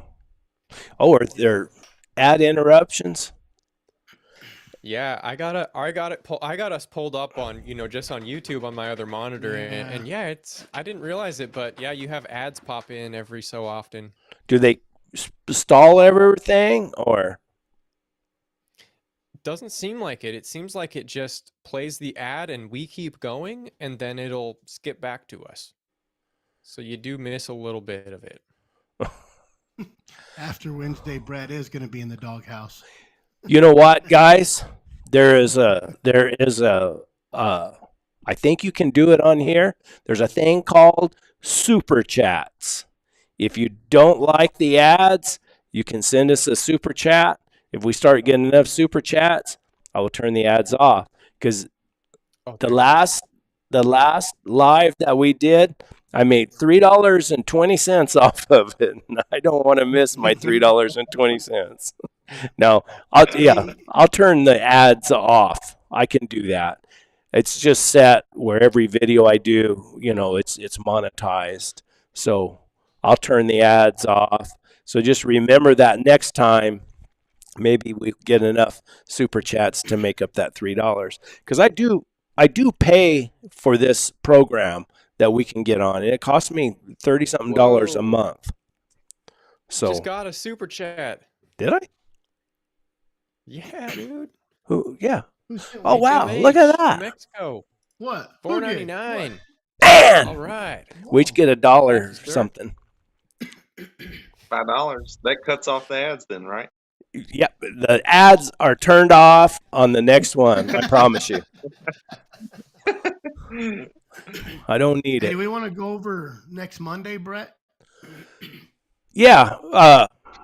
Next Monday, I have to have that procedure. If they do it early in the morning and I feel like it, maybe I can get on that afternoon. If not, maybe if Nicholas wants to host it one night out of his office if he's capable of doing that. I don't know. And Yeah, I could do You it. got the capabilities, Mr. Nicholas? Sure do. We got another super chat from Chuck Miller. Thank you, sir. thank you, Chuck. God dang. I I'm like gonna that. turn You off get the a ads super on chat everything. and a tip. Yeah, just use an ad blocker. Man, coming through. Hey, That's awesome. Nicholas, Yeah. we need the super chats, man. No, I do pay. Beautiful. I use this on my other channel too, but I do pay. It does cost me. It's a program that you download and then you pay us a monthly fee to keep it working. So it does cost me about $30 a month. So that's true, and it works Oh, pretty for the good. actual It's super easy. It's easy. It's easy. It's not like that OBS like Nicholas does. It's easy for me to run. So sometimes. Yes, if they charge another $5 to send somebody to help you run it, we'd probably be even better. Yeah, it would We have saved a learn lot of those we get on- episodes. What people don't know is we get on an hour early just to find new stuff. You found something new today. Yeah. Oh, he's gonna try it. Look, he's going. Oh, I thought he was going. No. Oh. What did I find today? All right, and that's a wrap, you folks. put put the little circle down in when you put the whole person on the of you. Oh, the PIP, picture in picture. Yeah. Mm-hmm. So cool. So yeah, Yep. if you guys want to do something, next Monday, take up the slack. If I feel like it, I might just join you. So Sounds good. We'll figure something out. yeah, and if I feel like it, if they do it in the morning and I feel good, I'll holler at you or whatever. So Yeah. I'm I'll saying see. if we want to get a lot of super chats, you do it from the hospital for sympathy. Put a bandage on your head too. Put a big bandage on your head. And maybe an eye patch or something. Yeah. Get some nurses to make Well, special appearances and stuff. Some nurse holding my hand. He's also going to go over asking people if they wanted anybody else on this. Yeah, and I think Chuck Miller, we got to get him on here. He's one of our most reliable, faithful contributors here, and what other content they want to talk about, or he's got a lot of history in southern Arizona there hunting. I think it'd be cool. And Bear, how do you say his last name? He has the Saragusa? Yeah. We'll get him on there. Yeah, that'd be cool. And maybe talk about a time difference. Yeah, he's way on the other side of the world, isn't he? Yep. I feel like that guy would love to be in America hunting. I feel like he's just held back over there. Well, he's from Maine, I think. Maine. They don't get to hunt a whole lot of stuff, right? Chuck says they have some very strict hunting laws. That's for dang sure. Yeah. Chuck says he doesn't have a camera on my computer and don't know how to use a phone that well. You got any kids or grandkids? Grandkids. See if you can get somebody to help you. Because we don't know what you look like, but we might not want to look at you. I don't know. Maybe you just call in. Maybe we'll just do a call. Yeah, can you just have someone call in on your program? I'm sure if they have the link, if they don't have a camera, then they just. Hey Chuck, a GoPro, you have to buy the media kit, and you have to buy the small HDMI cable, and you have to buy the video card. It's like $100 to hook a it's not GoPro up. Either. I just did it. That's what I'm on now. What are you on, George? iPhone or something? Yeah, well, Android, but yeah, I'm just phone only. That's it. Yours looks really good, as good as anybody's. What kind of? I know it does. What kind of phone do you have, Chuck? I don't think it has to be fancy. You just have to click on a link, and you're on.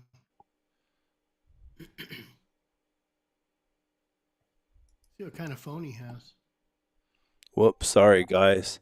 That's my phone right there. Look at my mess. Whoop. That's my computer. That's a sorry picture. There's me double. That's a. There we go. It's all about Brett. Goodbye, guys. Now we're all switched around. Oh, he has a Samsung 7. And a special appearance from Brett's dungeon. Look, my daughter's not that. Look at that bad. wood grain. Is that real wood? Is that real wood? Which one? Oh, that's my desk. I'm not paying attention. There you guys are. That's what I see. Oh, his is all big. Mine's all small. Fancy keyboard, fancy lights, fancy chaps, fancy books. You're a fancy man, Brett. And then I got all my junk over there. That's where all the work's done. And then that's the other side of the office right over there. Jeez, that's crazy. See, my poor little phone screen, if I add the comments on, I'm looking at a little 2" by 1.5" screen. That's why I got to lean forward to squint to see what's going on. Yeah, I used to do it on my phone too, and then I'd have my laptop on so I could watch it. Yeah. All right. He has a guys. Samsung. It'll work. We got everything covered pretty good. Yep. Sure hope so. Wish me luck. Next week I'll know, Good luck, Brett. hopefully, what they're going to have to do to me. So I'm sure they'll do something. I got post good something insurance. if we switch channels.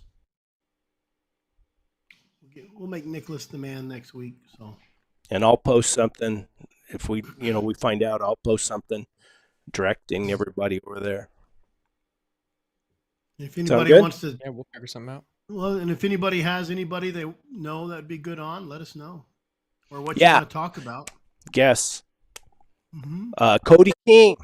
We'll get Cody on, and he's got just talk a little bit about his leopard hunting, and then here pretty soon in a week or two we need to get hounds back on again. I really enjoyed that, and he can kind of tell us how his season's going, and Chuck, Bear, Warner Glenn.